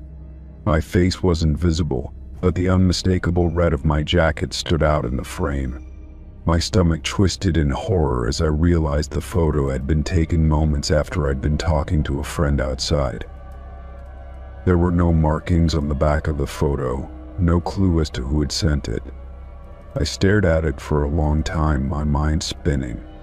Whoever had been watching me was getting bolder. The feeling of being watched, of being followed, now felt like a terrifying certainty. I backed away from the door, locking it behind me and pulling the curtains shut. I looked around my apartment, but the air felt thick, heavy with a presence I couldn't shake. Whoever had called me knew too much. They had been watching me in ways I couldn't understand. I wanted to call the police, but part of me felt like I needed more evidence, something concrete to show them. But I didn't know what that would even look like. All I knew was that the feeling of being watched was no longer a paranoid thought. It was my reality, and now it seemed there was no escaping it. Story 26. I had been on the road for hours, my stomach gnawing at me for a break. The rest stop appeared out of nowhere, a small but welcoming place with a few trucks parked around it. The building was old but well kept, with clean signs and a faint smell of fresh coffee in the air. I pulled into the lot, eager to stretch my legs and get some relief. The restrooms were tucked around the back of the building, a simple, unremarkable structure with faded white paint. I walked up the short path. The only sounds were the faint hum of traffic and the occasional creak of the wooden door as the wind moved through it. I was in and out quickly. The bathroom wasn't crowded, and I was relieved to get a moment to myself. After using the restroom, I headed to one of the stalls, a bit of discomfort still lingering from my long drive. It was when I tried to leave the stall that I realized something was wrong. The door, which had always opened without issue before, was now completely stuck. I tugged at it, thinking maybe it was just a little jammed. The hinges squeaked slightly, but it wouldn't budge. I twisted the lock a few times, trying to loosen it, but the door didn't move an inch. I was starting to feel the pressure of being trapped in this small, windowless space. I called out at first, but my voice felt weak against the quiet of the bathroom. There was no answer, no movement outside. I stood there for a moment, trying to calm myself, then pushed harder on the door. The hinges creaked again, but it was as if the door had grown heavier. Panic began to settle in. What if no one came? I could feel the sweat beginning to trickle down my back as I tried again and again to wrench the door free. It felt absurd, like I was in some twisted joke, but there was no one around to help. I stood there for a while, my fingers white from the pressure of gripping the door, trying to gather my thoughts. The bathroom was silent, except for the occasional sounds of vehicles outside. It was unnervingly quiet. The rest stop seemed deserted now, as if everyone had vanished, and I was the only one left. I tried shouting again, hoping anyone would hear me. My voice bounced off the sterile walls, but there was no response. Minutes stretched into what felt like hours, and my frustration started to turn to fear. Was the bathroom locked on purpose? Was I locked in here by someone? My heart began to race, and I could hear it pounding in my ears. I tried pulling the door again, this time with everything I had, and felt a small shift. It wasn't much, but I thought I might have loosened it a little. My hope flared for a moment, and I pushed harder, my palms sweating against the cool metal. Finally, the door gave way with a loud screech, and I stumbled backward into the stall. I felt a wave of relief wash over me, but it was short-lived. As I stood up, I noticed something that sent a chill through me. Just outside the stall, standing in the doorway, was a man. He was tall, his face shadowed by a cap, and he was holding a camera. His expression was unreadable, and he didn't say a word as he stood there, just staring at me. The air seemed to freeze between us. I froze too, unsure of what to do. My mind was racing, trying to make sense of what was happening. Why was he standing there? How long had he been there? And why the camera? I wanted to scream, to run, but I couldn't move. It was as if his presence paralyzed me. He didn't make a sound, didn't step forward or back, just stood there with his camera in hand. The silence was deafening. Every instinct told me to leave, to get away from this man, but I couldn't tear my eyes away. He wasn't threatening, but there was something unsettling about the way he watched me, his gaze never leaving my face. It was as though he was waiting for something, waiting for me to do what? I didn't know. After what felt like an eternity, I finally gathered enough courage to speak. "What do you want?" My voice cracked, shaky from the fear that had settled in my chest. The man didn't answer. Instead, he took a slow step toward me, raising the camera as he did. My pulse quickened, and I took a step back. "Please, what are you doing?" I demanded, my voice a little stronger now, though it still quivered. I had no idea what was going on, but I knew I needed to get out of there. Still, he didn't speak. He just kept the camera aimed at me, as if he was waiting for the perfect shot. His movements were slow, deliberate, and it felt like he was assessing me with every movement. It was like I wasn't a person to him, but just some object to capture, some strange subject to record. I felt the panic surge back into my chest.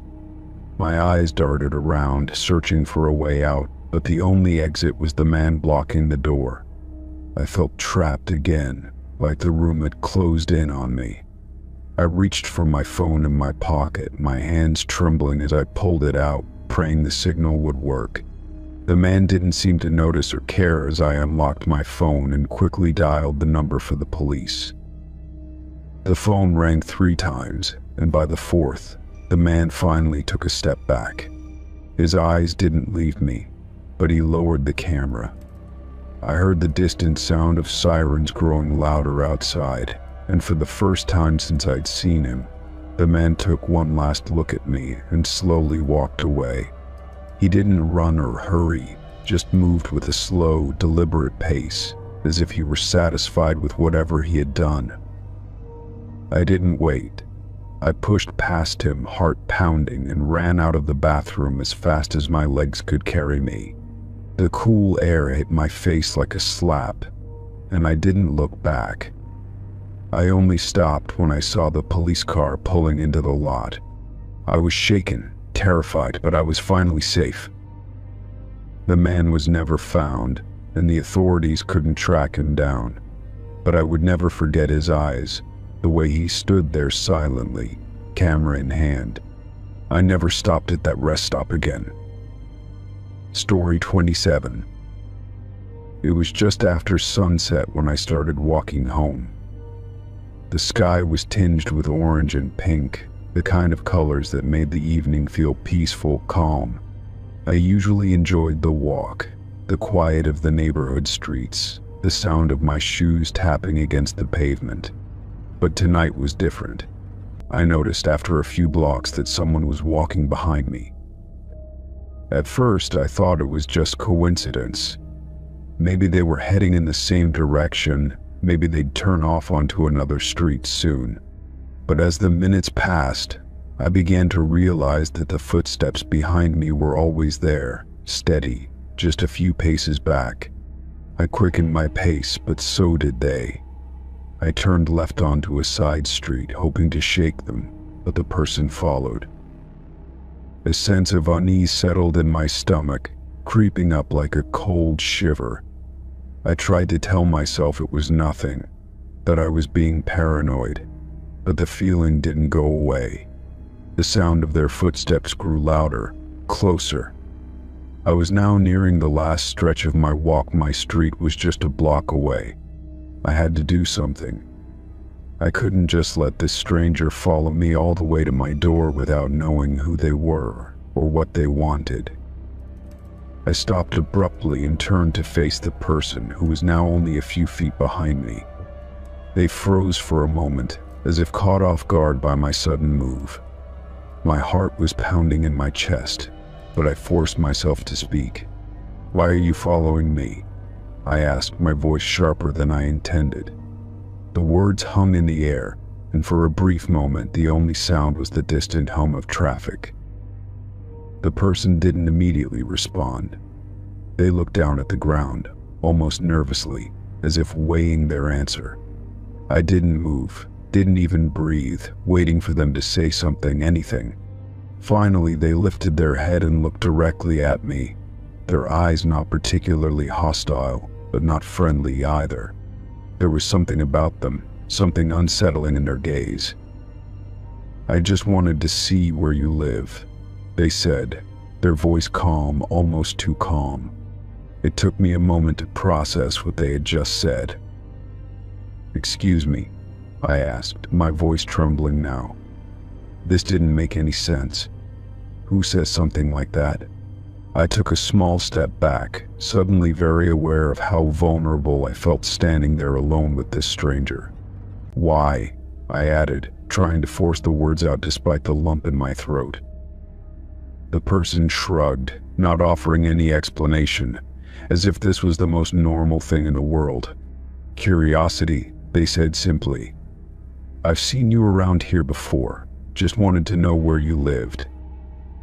The strangest thing was that they didn't seem dangerous, at least not in the way I had imagined someone following me would be. There was no aggression in their tone, no sudden movements, nothing that screamed immediate threat. But the words hung in the air, making the whole situation feel off, unsettling in a way I couldn't explain. "Why would you want to know that?" I asked, now backing up toward the street, where more people might be walking, where I might be able to get help if needed. My mind was racing, trying to make sense of this strange encounter, but no logical explanation came to mind. The person just stared at me, their expression unreadable. Like I said, they repeated curiosity. I didn't know what else to say. I had no idea if this person was harmless or if they were just waiting for me to turn my back so they could do something else. The thought made my stomach churn, but I refused to show my fear. I straightened up, making sure my posture was firm, even though my nerves were shot. "Okay, well, I'm done talking," I said, my voice shaking. "You need to leave." The stranger didn't move for a moment, just stood there, their gaze never leaving me. I could feel my pulse racing, my mind screaming at me to run, but I didn't want to give them the satisfaction of seeing my fear. After a long pause, the person finally took a step back, as if considering something, then nodded once, as if they had made up their mind. "Fine," they said, and turned around without another word. I watched them walk away, my body tense, my hands still trembling from the encounter. As soon as they were out of sight, I bolted the last few steps to my street, my heart still hammering in my chest. I didn't look back. I couldn't bring myself to. The person's words echoed in my mind as I hurried to my front door. Curiosity. It didn't make sense. Why would someone follow me, watch me, and then say something like that? It felt like they were testing me, pushing boundaries to see if I would react. Or maybe they were just insane. I stepped inside and locked the door behind me, leaning against it for a moment to catch my breath. I felt an overwhelming need to check all the windows to make sure every lock was secure. The sense of being watched didn't leave me. I couldn't shake the thought that the person hadn't just been curious, they had been trying to learn something about me, to get too close, to cross some invisible line. As I paced through my apartment, I wondered how much of my life I had been unknowingly exposing to people. How many others had seen me around and thought it was okay to follow me, to invade my space just because they were curious. It was a chilling thought, one that made me second-guess every stranger I passed in the street from that moment on. That night, I stayed up late, my mind racing, unable to fully calm down. I kept thinking about the encounter, wondering if I had done the right thing by confronting the person, or if it would have been safer to just keep walking, to pretend like I hadn't noticed. But the words they had spoken kept replaying in my head. I just wanted to see where you live. Those words were too casual, too comfortable, too familiar. It made me question if there was more to the story that I wasn't hearing. I didn't sleep well that night. The feeling of being watched, of being unknowingly observed, stayed with me for days after, and I couldn't shake the thought that the stranger wasn't done with me yet. Story 28. I didn't think much of it at first. When my coworker, Alan, offered to give me a ride home after our late shift at the office, I thought it was just a friendly gesture. He had always been quiet but polite, and we'd had a few conversations during breaks about work, the weather, and the usual small talk. There wasn't anything particularly alarming about it, especially since my car was in the shop and I was relying on public transportation. He drove a modest sedan, nothing flashy or out of the ordinary. As we chatted on the way, I couldn't help but notice how much more talkative he seemed outside of the office. He told me a bit about his family, his hobbies, and even mentioned that he lived not too far from me. I didn't think much of it at the time, just another coworker making polite conversation. He dropped me off at my apartment building, waved, and that was that. I didn't see him again outside of work for weeks. Then, one evening, just after I'd gotten home from work, I heard a knock at my door. It was a little after 8 o'clock, a time when most people were either settled into their homes or winding down for the night. I wasn't expecting anyone. I peeked through the peephole and froze when I saw Alan standing in the hallway. He was holding a small bag in his hand, and his expression looked oddly serious. Confused, I opened the door just a crack. "Hey, Alan," I said cautiously, trying to sound polite. "What's up?" He smiled, but it was a tight, strange smile that didn't seem to reach his eyes. "Hi, I just wanted to make sure you were okay," he said, his voice calm but too measured. "I've been watching to make sure you're safe."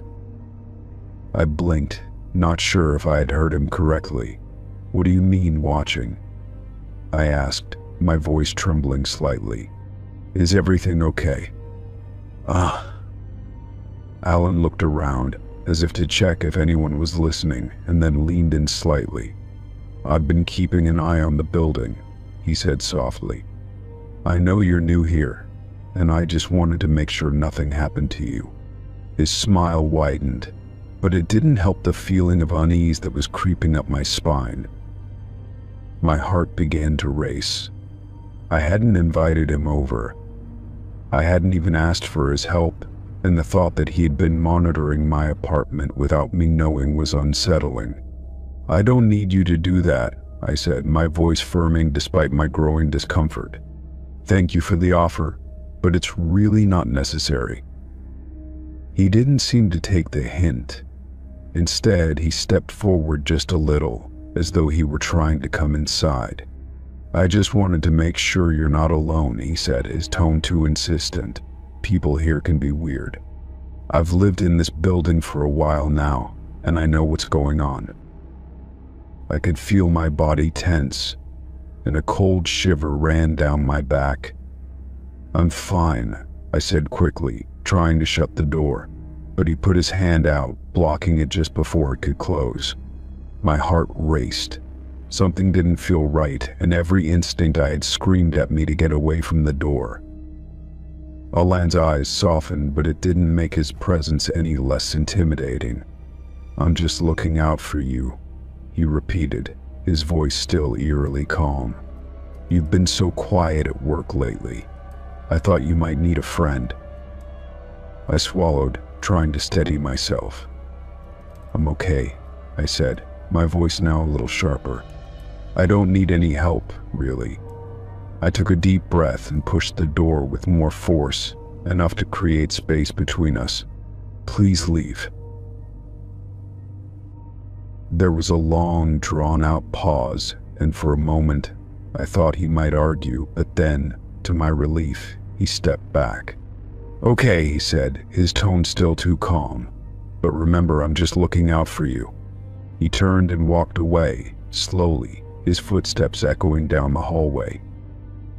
I stood frozen in the doorway for a moment, trying to process what had just happened. I had a bad feeling about Alan now, something that gnawed at me deep in my gut. The whole situation felt off, and I didn't know what to do with the unease that clung to me long after he had left. Over the next few days, I couldn't stop thinking about what he'd said. The words I'd been watching repeated in my mind, over and over. At work, I kept my distance from Alan. He seemed unfazed by my coldness, continuing to make small talk, but I couldn't shake the feeling that something more was going on beneath the surface. I kept my apartment door locked tighter than usual and avoided the windows at night, even though there was no real reason to believe that he might be watching me. But the more I thought about it, the more I couldn't help but wonder, had he really been keeping an eye on me? Had he been lurking around my apartment? A week later, I received a text message from an unknown number. The message was short and simple. Hope you're doing okay. I'll be around if you need anything. There was no name attached, but I recognized the area code. It was Alan's. My heart sank. I hadn't given him my number, and he certainly hadn't asked for it. My fingers hovered over the phone as I debated whether or not to reply. I didn't want to engage, but at the same time I needed to know more. What was he after? Instead of responding, I blocked the number and immediately called my best friend, Jess. I told her everything about Alan's strange visit, the message, and how I felt like I was being watched. She listened quietly and then said, "You need to report him. This sounds like harassment. He's crossed a line." I didn't want to escalate things, but I knew she was right. I went to the building management the next day and explained the situation, showing them the text message and telling them about Alan's visit. They promised they'd look into it, but I could see the concern in their eyes. They offered to change my locks and install a security camera in the hallway. The following weeks were tense. I never saw Alan again at work or around the building, but the unease never fully left me. I kept waiting for a message, a knock on my door, or some sign that he was still lurking somewhere. I tried to tell myself it was over, that I was safe, but the thought of him watching from some hidden corner haunted me long after he was gone. Story 29. I had just moved into a new apartment, and it didn't take long for me to realize that I needed a 24-hour laundromat. The one closest to me wasn't exactly in the best part of town, but I didn't have many options. I usually went at night because it was quieter, less crowded, and I could get in and out without anyone noticing.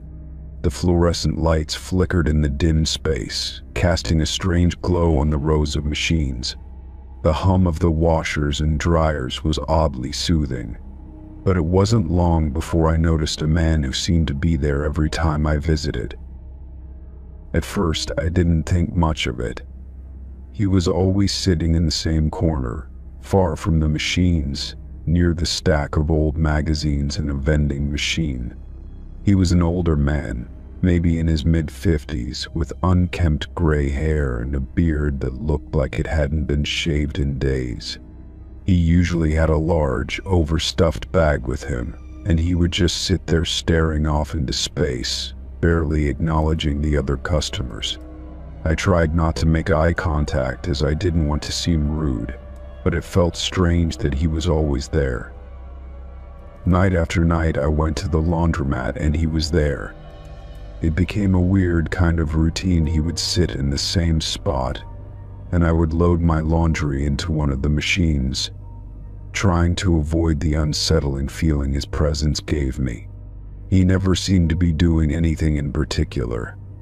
Sometimes he'd look at his phone, sometimes he'd just stare ahead, but he never interacted with anyone, never spoke, and never seemed to have any other purpose than to be there.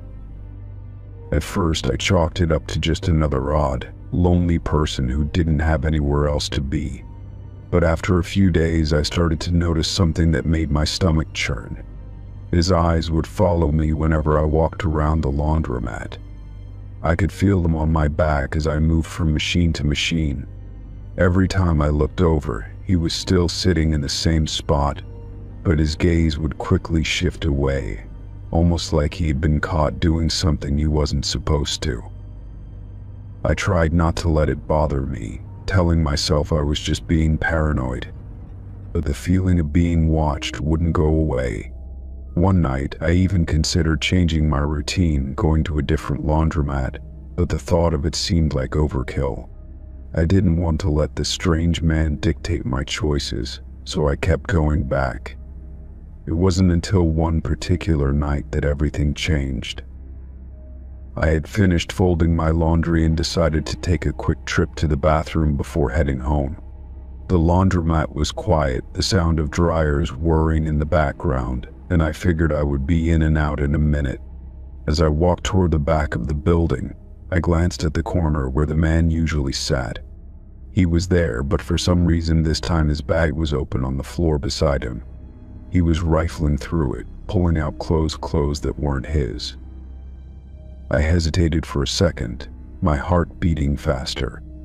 I had no idea why he was going through his bag like that, but it didn't sit right with me. It wasn't until I came back from the bathroom, maybe 5 minutes later, that I found out what was going on. As I stepped back into the main room, I noticed him crouched beside my laundry basket, going through my clothes. His hands were quick, moving from shirt to pants, rummaging through everything. I froze, standing in the doorway, watching him in disbelief. I don't know how long I stood there, my mind racing, trying to process what I was seeing. It wasn't just that he was going through my clothes, it was the way he was doing it. He wasn't just sorting them or looking for something. He was inspecting them, touching them, like he was studying them, trying to figure something out. My heart skipped a beat as I realized I had just left my clothes unattended while I went to the bathroom, and he had taken full advantage of it. I wanted to confront him, to say something, but the words stuck in my throat. He didn't seem to notice me standing there, his focus still completely on my clothes. I knew I needed to act fast. Slowly, I backed away, my heart pounding in my chest. I considered leaving, just walking out and never coming back. But something in me told me I couldn't let him get away with it. I took a deep breath and called out to him, trying to keep my voice steady. "Hey, what are you doing?" He froze, his hand still hovering over my clothes. For a moment, everything was silent, the only sound the buzz of the dryer. Then, he slowly stood up, turning toward me. His face was blank, expressionless, like he hadn't just been caught going through my things. His eyes met mine for a split second before he mumbled something under his breath, something I couldn't quite make out. Then, without another word, he turned and quickly grabbed his bag, shuffling toward the door. I stood there, dumbfounded, as he hurried out into the night. The door slammed behind him, leaving me alone in the laundromat. I didn't know what to do. I wanted to go after him, to call the police, but my mind was racing, trying to make sense of what had just happened. Why had he been going through my clothes? What was his purpose? And why did he look so unbothered by the fact that I had caught him? The rest of the night passed in a blur. I quickly finished gathering my things, locking my basket and laundry bag in my car. I couldn't shake the image of him, crouched beside my clothes, touching them with a strange sense of purpose. I felt dirty, violated, even though he hadn't taken anything. But the fact that he had been so calm, so methodical in his actions, made it clear that this wasn't the first time he had done something like this. I haven't gone back to that laundromat since. Every time I think about it, I can't help but wonder how many other people he had done this to, how many other times he had hidden in that corner, waiting for someone to turn their back. The thought of it makes my skin crawl. Story 30. I woke up to the strange sensation of cool air brushing against my skin. My eyes flickered open, and for a moment, I couldn't place what felt off. I was still half asleep, the weight of the blankets keeping me in place. But when I turned my head and saw the faint light slipping through the crack of my bedroom door, my heart skipped a beat. I always made sure to close and lock my door before going to bed. It was a habit I'd developed over the years, a small comfort that made me feel safe. But now the door was wide open. I could see the hallway outside, dark and still. The door had been firmly shut when I had gone to sleep. Had I forgotten to lock it? No, I was sure I hadn't. My heart began to race as I sat up, pulling the blankets off me, my feet hitting the cold floor. I slowly got up, my mind spinning with possibilities. Could it have been the wind? But the window was closed, and the air outside was still. The door hadn't simply been pushed open by a draft. No, someone had opened it. I walked over to the door, my legs unsteady, and peered into the hallway. It was empty, just the normal silence that filled the apartment at night. Nothing was out of place. I glanced back at the bed, wondering if I had somehow missed something while I was asleep. But no, everything seemed normal. There were no signs of a struggle, no disturbance on the floor. Yet the feeling of unease settled over me like a heavy fog. I felt the hair on the back of my neck stand up as I reached for the door, closing it gently. My hands were shaky as I locked it again, the click of the bolt loud in the stillness. As I stepped back, I noticed something strange, a small mark on the inside of the doorknob. It wasn't there when I had gone to bed. I leaned in closer, my breath catching in my throat. There were scratches, small, deep gouges that seemed to be etched into the metal. The scratches were in a pattern, almost deliberate, as if someone had been trying to pick the lock. My pulse quickened. I felt a chill run down my spine as I traced the marks with my fingers. Whoever had done this had been close, too close. I stepped back from the door, my mind racing. I had locked the door when I went to sleep. I was certain of it. But someone had gotten inside, or at least attempted to. The thought made my stomach twist. I had no idea how long they had been in my room. Had they been watching me? I swallowed hard, trying to keep my composure. But the sense of dread only grew. I checked the other locks on the door, making sure they were secure. But the scratches on the doorknob still haunted me. Who had done this? Was someone trying to break in? The idea of someone getting into my space, into my sanctuary, made me feel vulnerable. I couldn't shake the image of someone standing there in the dark, trying to pry their way into my room. The thought was enough to make my chest tighten with anxiety. I decided to check the rest of the apartment, hoping that maybe there was some explanation for what had happened. I walked through the kitchen, the living room, even the bathroom.